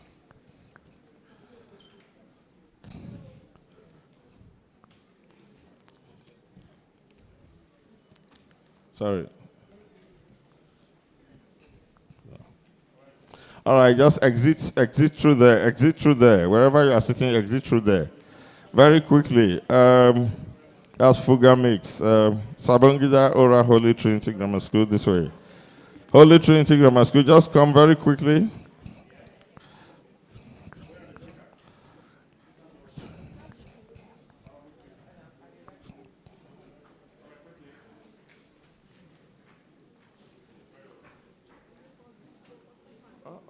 I thought we said yesterday, or even before that, he ought to have signed everything now. It's not, the signature is not a new thing to put. He ought to have signed everything since yesterday. We'll just put the names. Or they use that specimen signature. I mean, in the certificates. All right, all right. Holy Trinity, very quickly. St. Michael's. No, sorry, St. Michael's, just hold on a minute. Has Annunciation snapped? Yes, yes, yes. St. Michael's, please come.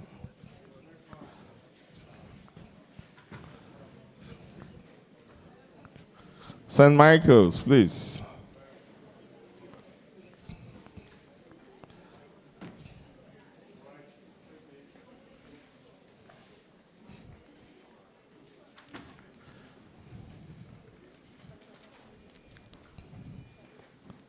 Yes, you can come this way. You can come this way.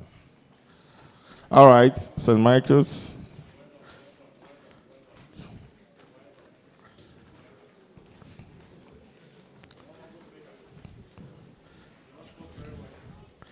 Egor, right? Yeah, Egor. Egor Grammar School students, join your colleagues. Join your colleagues.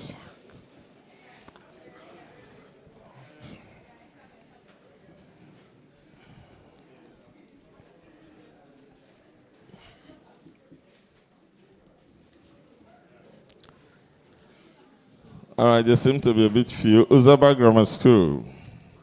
You could file up behind them.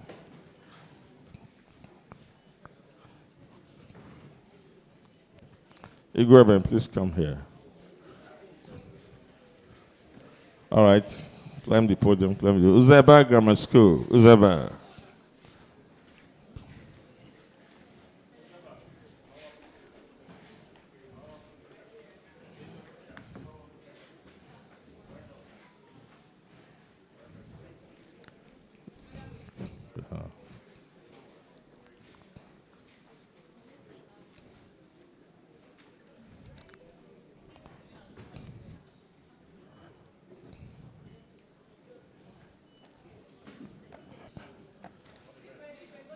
Is that St. Maria Goretti? All right, Maria Goretti.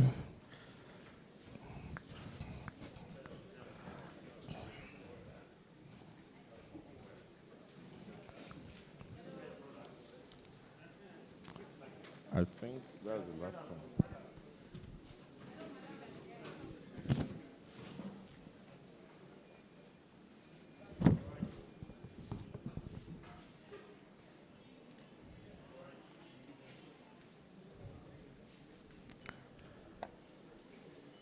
Team Z, you can start filing up. Team Z.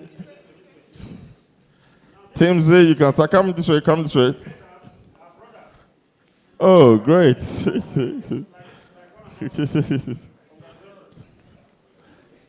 Hurry up, hurry up, hurry up. Where's Team Z? All right, great.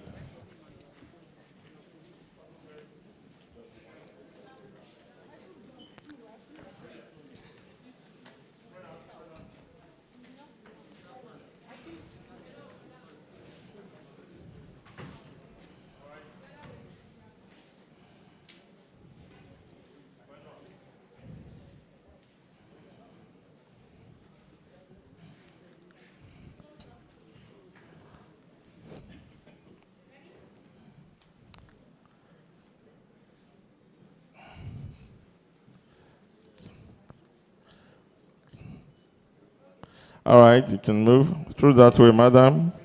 This way, madam. This way.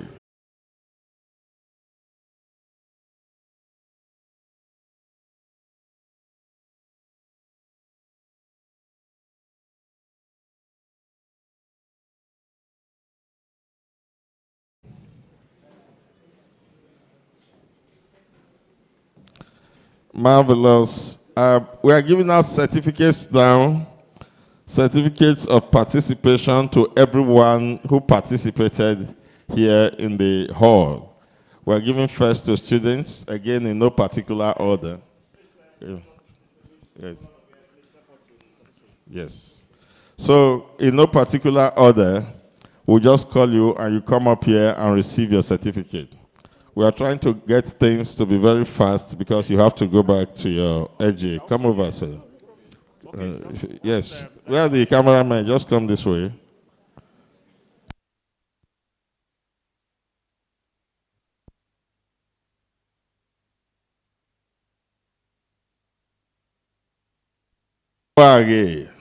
Marvelous Aremoage, please quickly. Followed by Ehizele Felix. Ehizele Felix. Yeah. No, that's marvelous. Marvelous. Ehizele Felix, please. Yes. Shake your hands with. Sir, could you come this way? Yes, sir.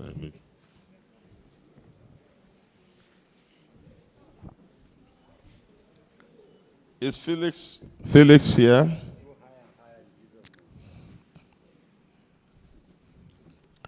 Felix, Aloja glad tidings.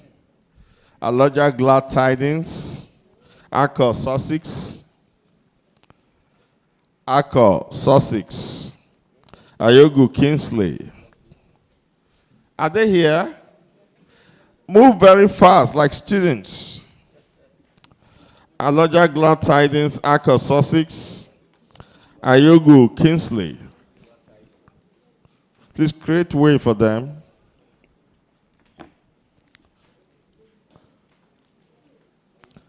Akko Sussex.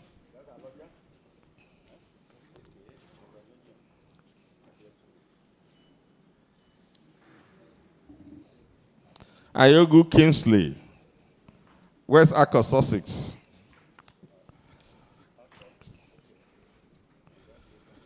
Imade praise. Imade praise. We just made an error. Okay.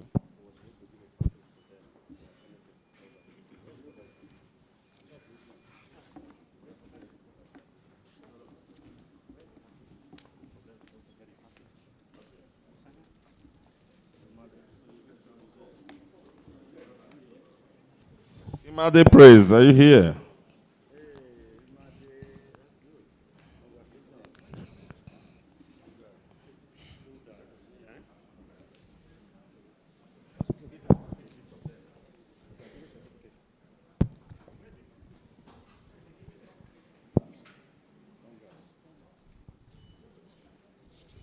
Bello Abdul Khalid.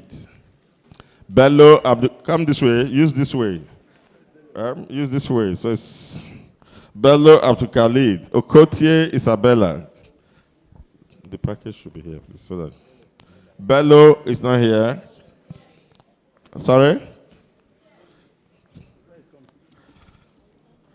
Okotie Isabella, follow behind him. Ogeva Esosa, follow behind her. Or he.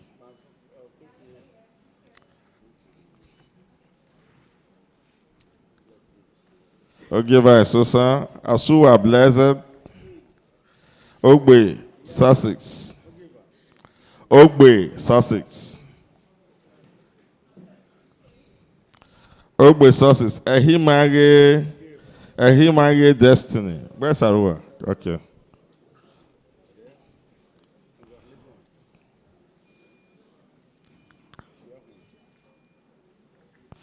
Ehimage. Ogbe Sussex is Ogbe. Ehimage. Where is Ogbe Sussex? Face the camera.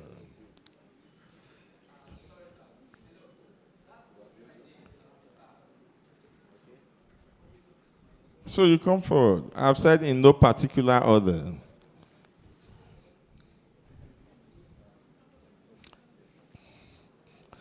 Sheffield Bello. Sheffield Bello. We are giving to staff and students, so don't be surprised to hear your name as staff. Ogbe Sussex. Sheffield Bello. It's a staff, so you didn't know we were giving staff. Are you Sheffield? All right.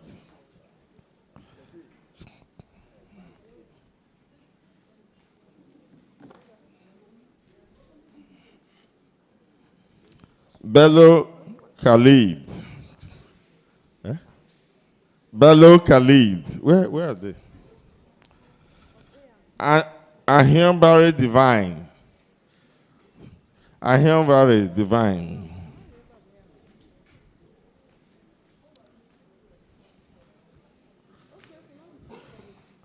Jeremiah Joseph. What's your bellow? Ahiambare. Jeremiah Joseph. Oviosun Gift.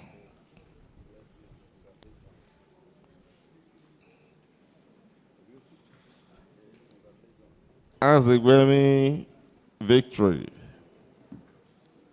Azegbemi Victory. Oh, here's soon. Is Azegbemi here, Victory? Imafidon Grace. Imafidon Grace. Are you for? Okay, so she's the one that, okay. She's waiting for her. No, she's the one that left for the airport.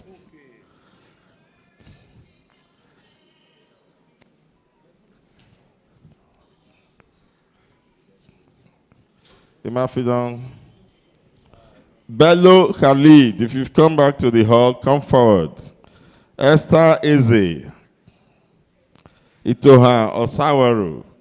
Esther Eze. Itoha Osawaru. Josephine Sule.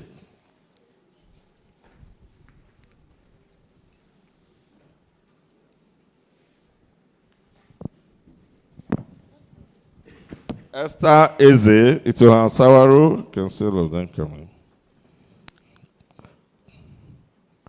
Josephine Sule. What's your name? You were here before. What's your name? Are you two? Okay.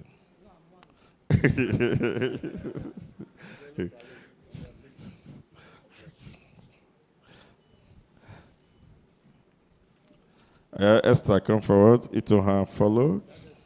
Yeah.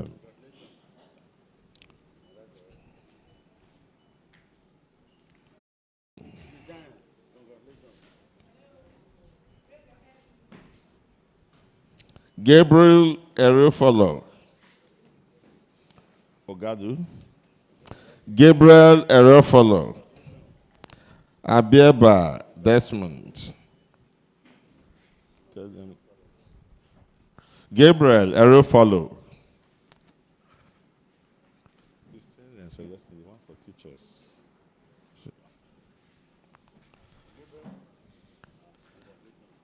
Abieba Desmond. Abieba. Abieba. Abieba. Abieba. Obo Cynthia. Otugo Joy. Cynthia. Otugo Joy. Hamza Muhammad.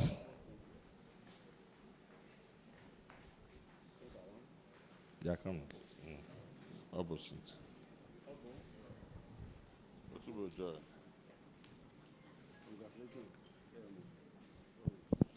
Hamza.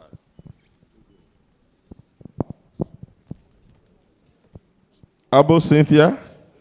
Are you Cynthia? Come forward. Don't worry, Cynthia before you. Okay. You can stand there.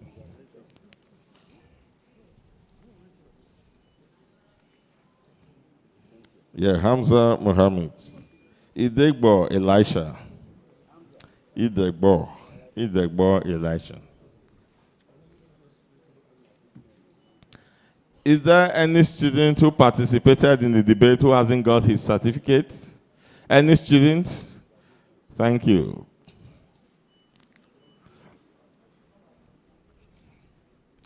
All right, we'll be calling on, thank you very much, sir. on teachers shortly.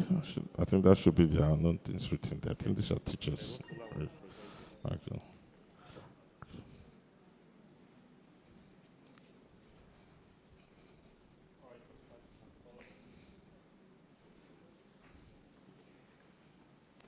No, Daddy, thank you, sir.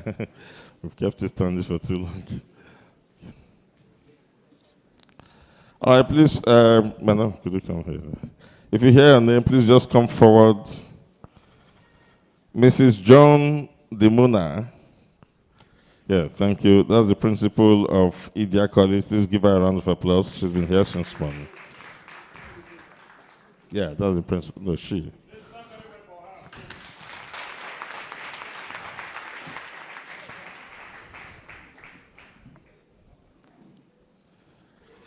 Evelyn Olumomo, please. Evelyn Olumomo. As I said, in no particular orders, we're just honoring our teachers.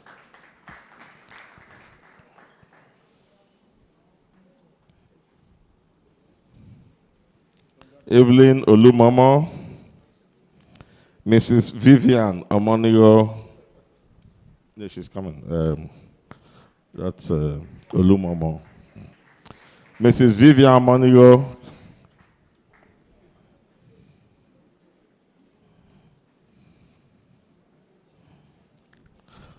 Ofaimu Joy.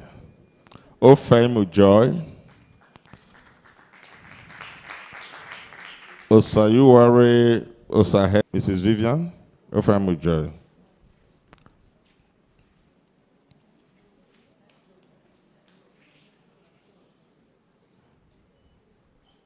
Vivian. Osayuware Osahe Noma. Okay.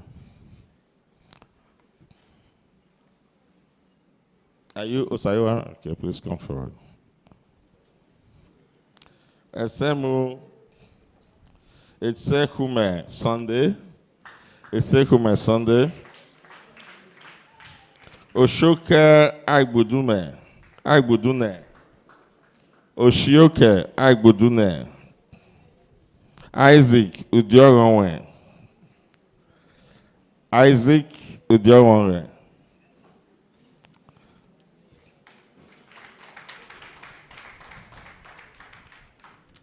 Ujam Chinoso Nelson. Ujam Chinoso Nelson.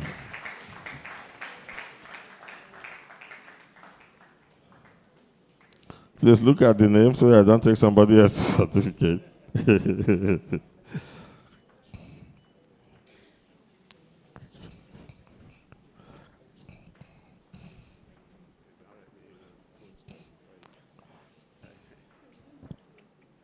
Oshioke Agbudume. Ujam Chinoso Nelson, are you here? In Wigwe Justina C. What's yours? Eh? Ujam.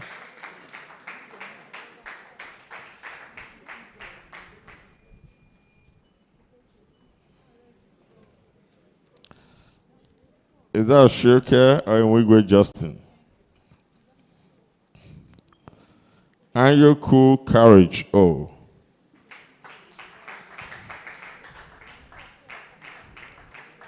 Oshioke?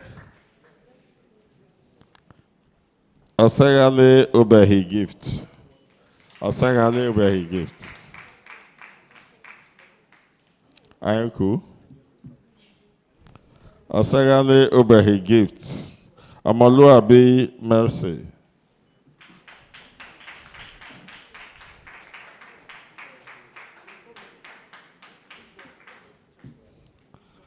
Raji Naomi Fumilola. Omoluabi Mercy.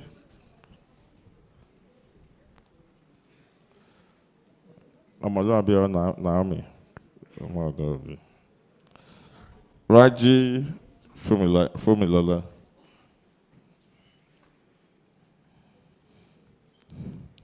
All right, thank you so much. Any teacher in the hall that hasn't got a certificate of participation? Okay, great. That's true. I think they are still signing those ones. Sorry, could you help me clear with Celestine? Please, if there's any students that did not get the full package, please just identify by raising your hands. I think it may have been missed. Is there any student who did not get a full package? Yes, please. Where's Celestine? Celestine, please identify them and please give them their package. Now, let me formally let you know that this book that was given to you was written by a classmate of mine in the university, Dr. Chigozie Umbaduga. She's a medical doctor and ophthalmologist. It's titled Beyond the Trial. She's an award winner, and in support of this debate session, she decided to provide some copies of her book free of charge. So find time to read it. You'll gain a lot from it. All right? Beyond the Trial. She's a doctor, but a good writer. So all of you, you have copies of this, and then we'll make some available to the schools. Thank you very much. When you close, you get it on your way out. They'll be coming in. All right, let's see what's going on at the judges' table. Are we good? Great. Yeah. Few seconds. 1 minute.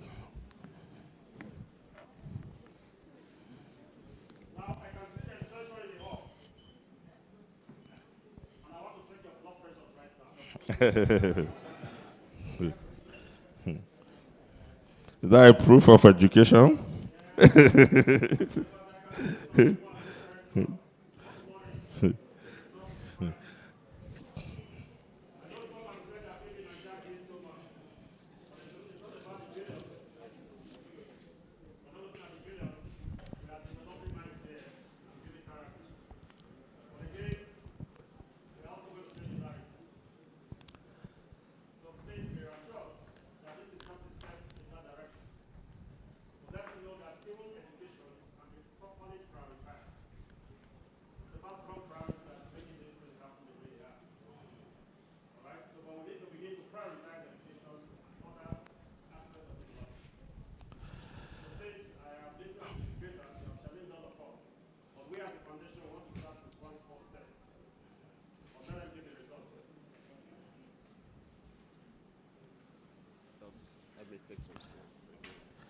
The result is broad-based, and that's because before you got here, you were already a champion. What you are participating in is the champions of champions. So you have gone through the preliminary stages, the local government senatorial finals, and this is the state finals. So that we have up to the 10th position in this context of 30, because everyone had performed brilliantly and excellently. In a short while, we'll have the results read out to you, preferably by the head of that department.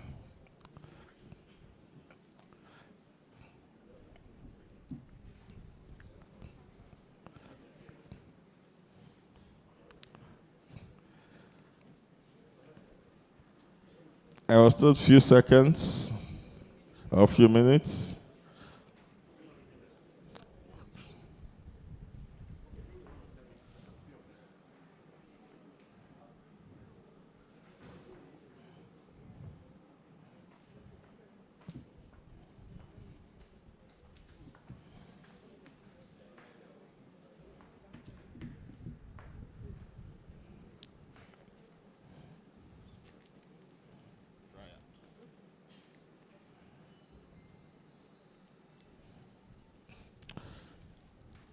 I would like for you to please reiterate the scoring model that you use before you read out the results. Please, thank you.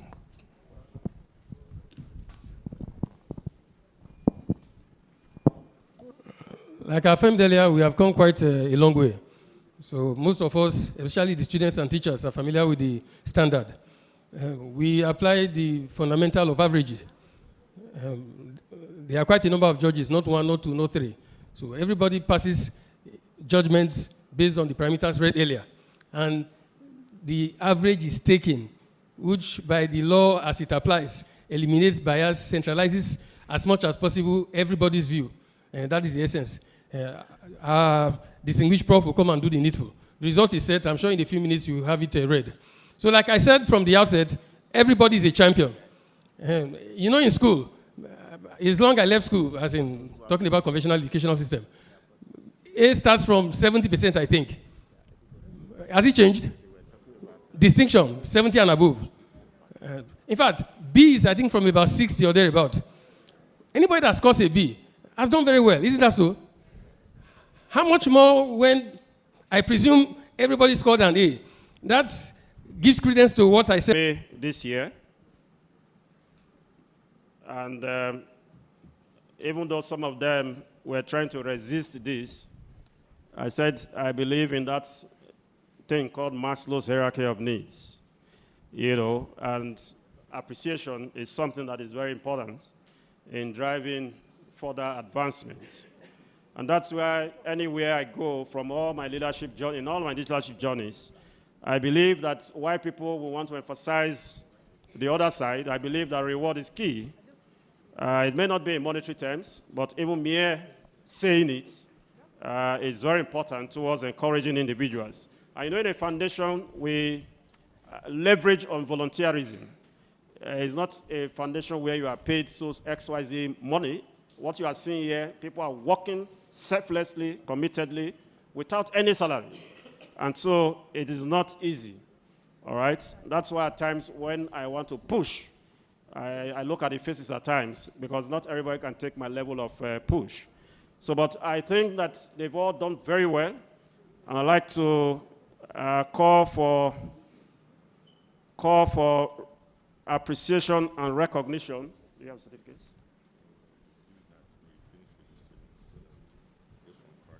Okay, no problem. It's because if the results are ready. Okay, now I'm told the results are ready, which is more important to us.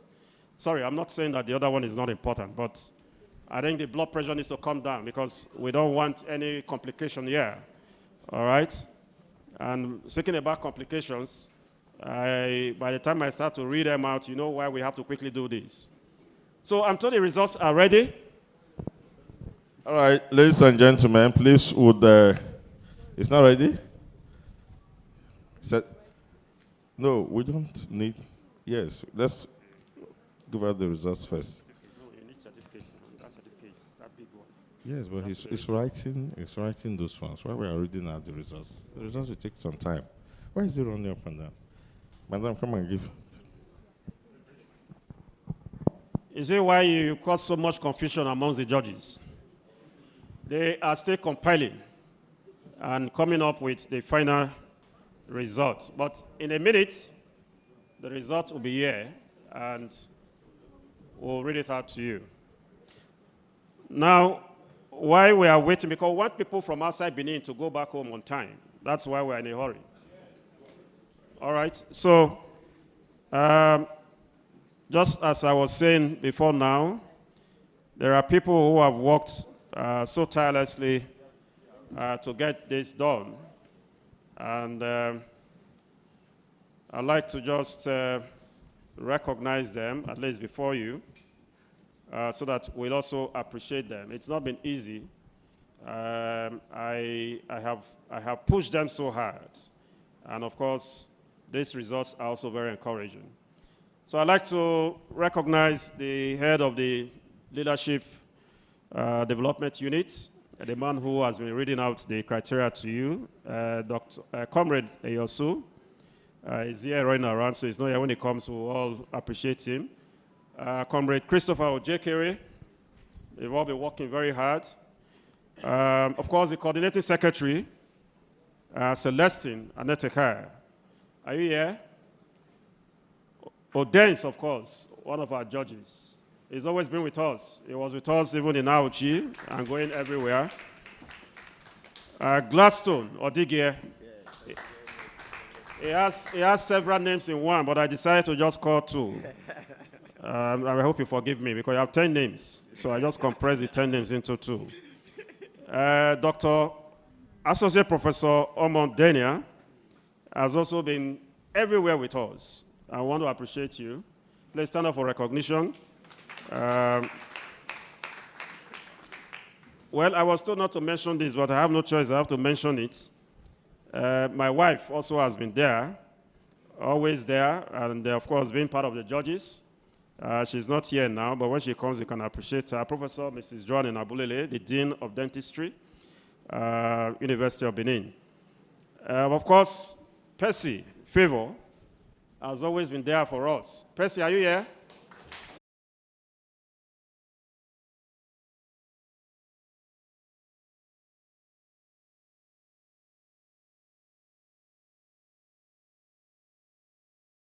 Commitment at that.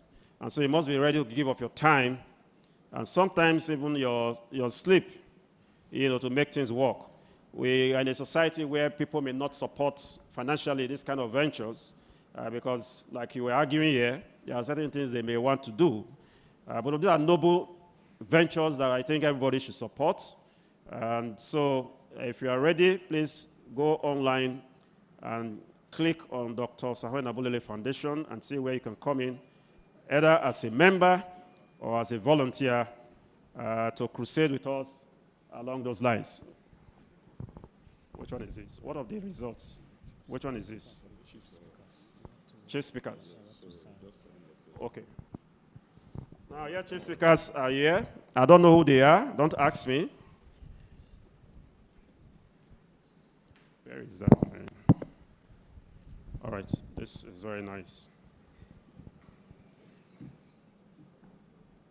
Oh my God. Where is that my other biro I was using? Oh, this one. Okay, I've seen it. This is a very nice one.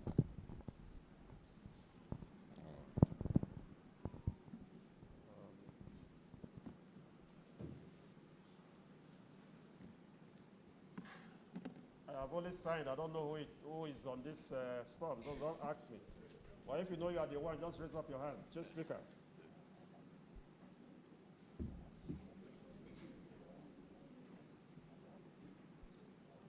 Well, you've all done very well. You're all excellent speakers, so but somebody has to take it.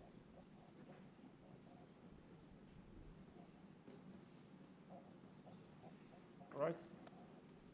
So, you want to present the list to me? All right. All right. Let's welcome Professor Osahon Enabulele to give us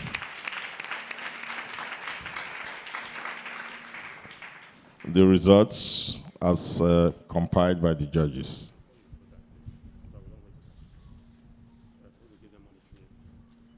No, it's after you have given the whole results, then you go to the monetary straight away. Okay, Good afternoon, everyone. It's been an exciting time. All the schools have done very, very well. However, we must have winners. I want you to go back knowing that every one of you is a champion. There is no loser in this debate competition. It just shows that somebody else was a bit better. It was keenly contested. The judges tried to be as fair as possible. So please, don't feel too bad or too sad. Do that. Let's do that.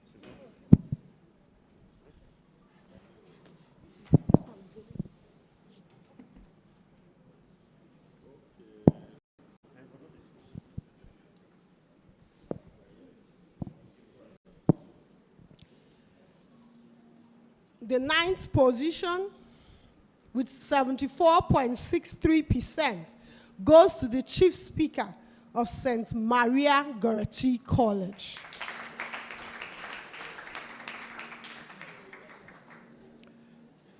There was no 8th position because we had a tie at the 7th position. The seventh position, with 76.88%, goes to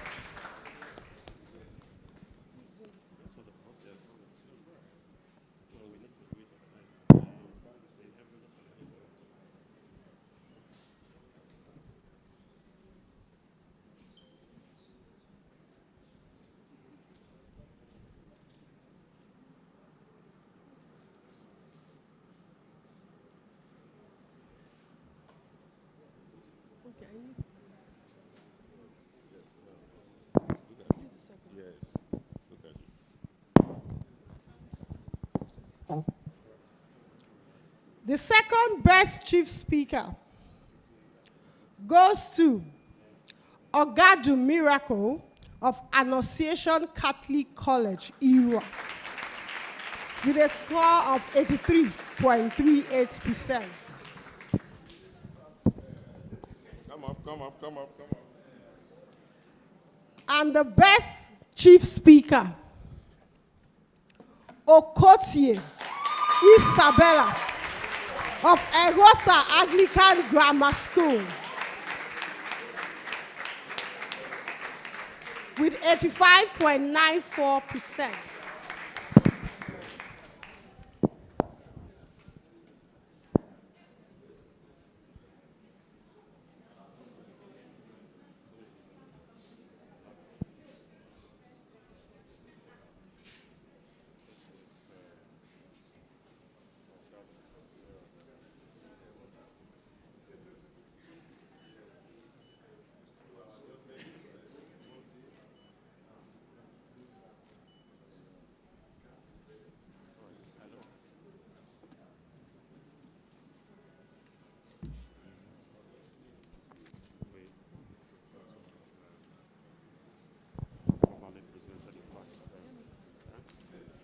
All right.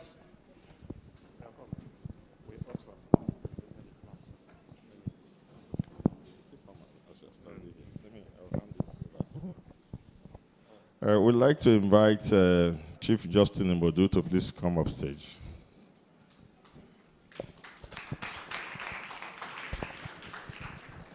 Chief Justin Mbodu is a member of the Board of Trustees and a veteran journalist, though retired, not tired. He has grown many people in this state. He's also a chief, but he has not worn his the real attire. All right. We have something to also go with these awards. We will call on Igbinovia Osageduwa, the third best speaker. She will go home with a monetary sum of 100,000.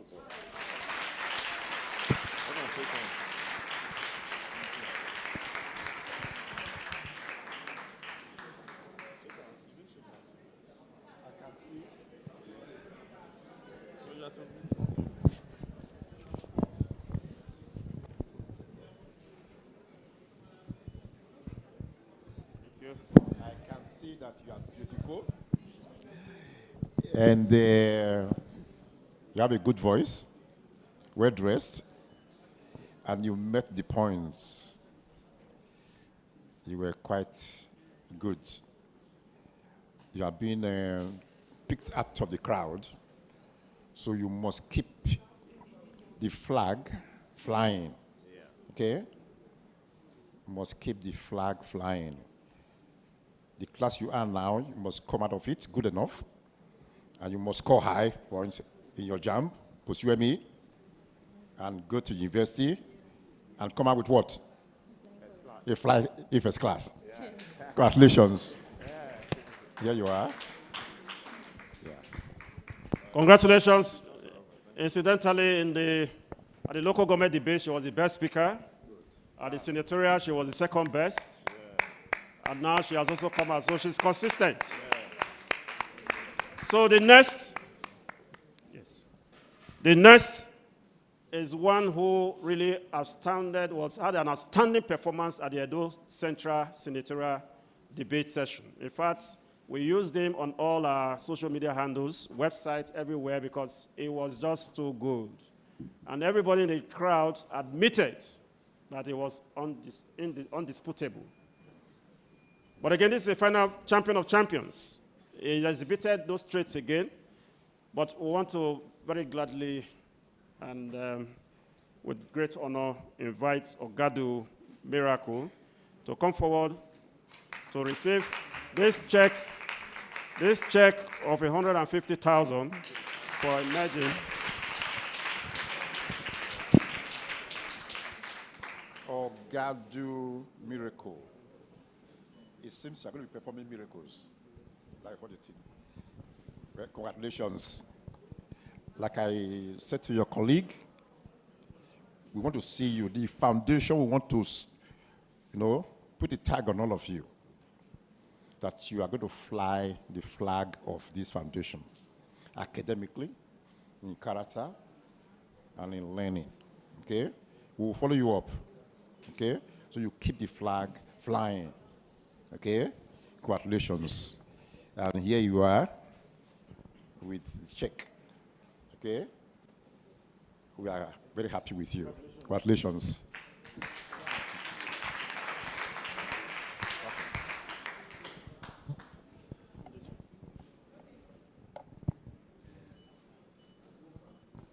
Keep driving on the point. Yes.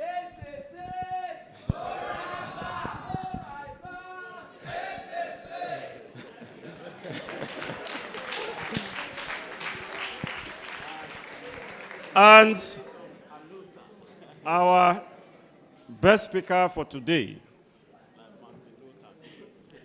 also a very consistent personality. In fact, at the Edo South senatorial, she was adjudged the best speaker. And today again, she has been adjudged the best speaker. Okotie Isabella. She will go home with a check of 200,000 naira.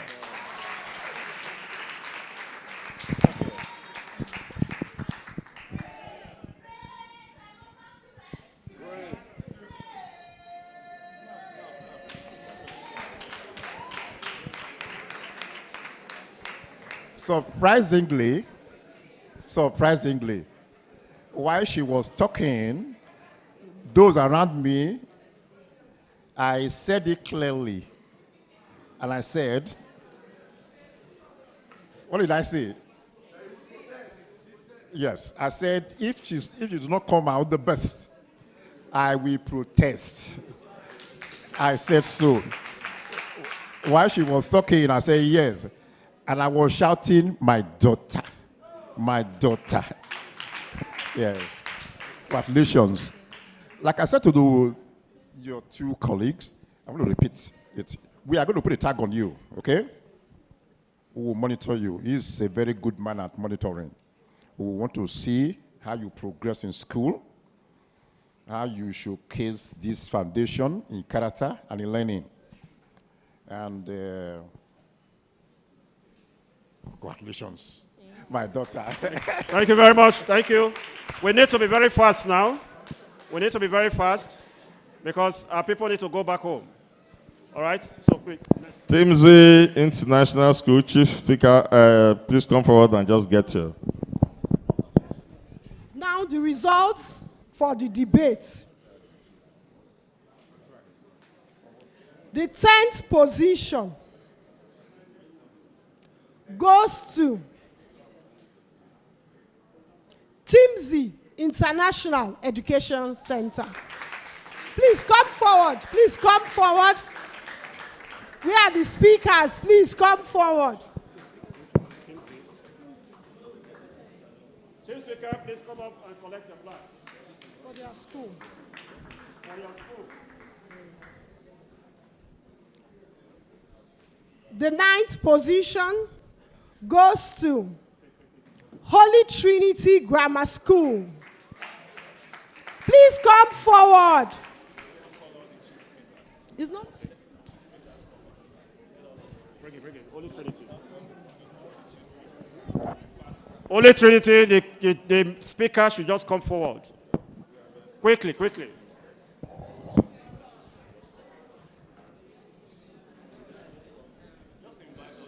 The 8th position goes to St. Maria Goretti College.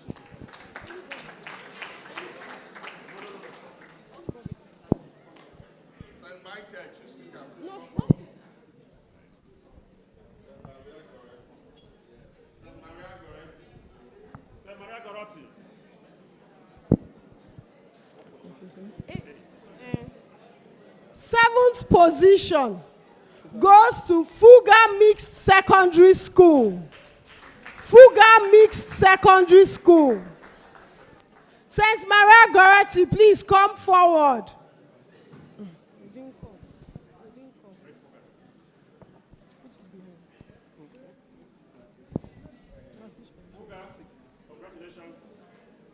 Sixth position goes to Uzeba Grammar School. No, this is next one.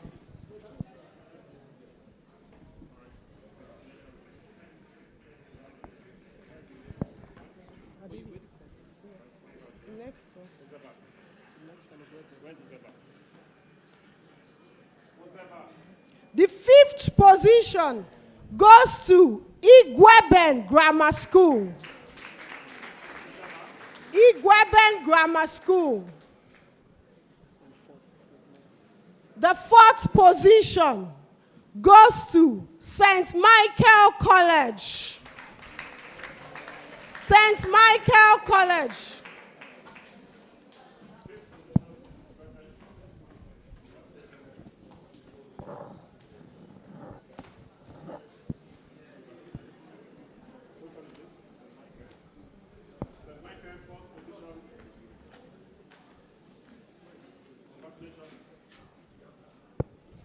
The 3rd position. Are we ready? Are we ready?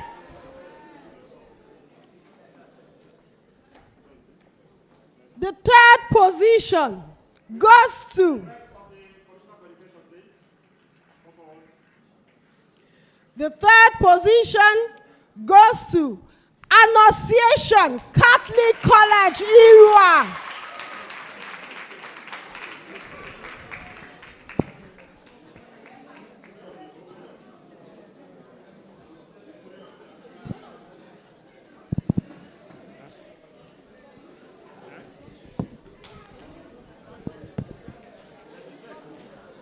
Bring this thing now.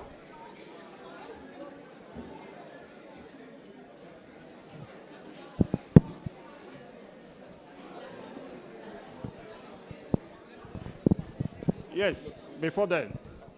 Now, this award, where's the trophy? It's accompanied with not just the plaque and the trophy, but also a little token of the sum of 300,000 naira. So you can hold it. Don't hold it, bro. Let me just say something. Okay, please. Good day, ladies and gentlemen. Because of time factor, I couldn't really say much because I was actually sent by the Honorable Commissioner to make speech, but there was no time. I'm happy to let you know that Annunciation Catholic College standing here today also made Edo State proud in the Committee of Nations, in the Committee of States, in Nigeria. Just on the 10th of November, I accompanied them to Abuja for the National Institute for Legislative and Democratic Study quiz competition. And they came out in flying color, third in Nigeria. In short, it's a plus to Edo State, it's a plus to Nigeria. Please keep the flag flying. Congratulations.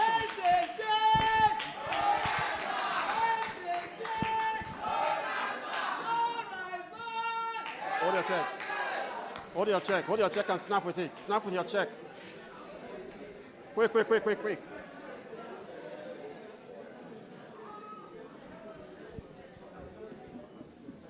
Please, I need to...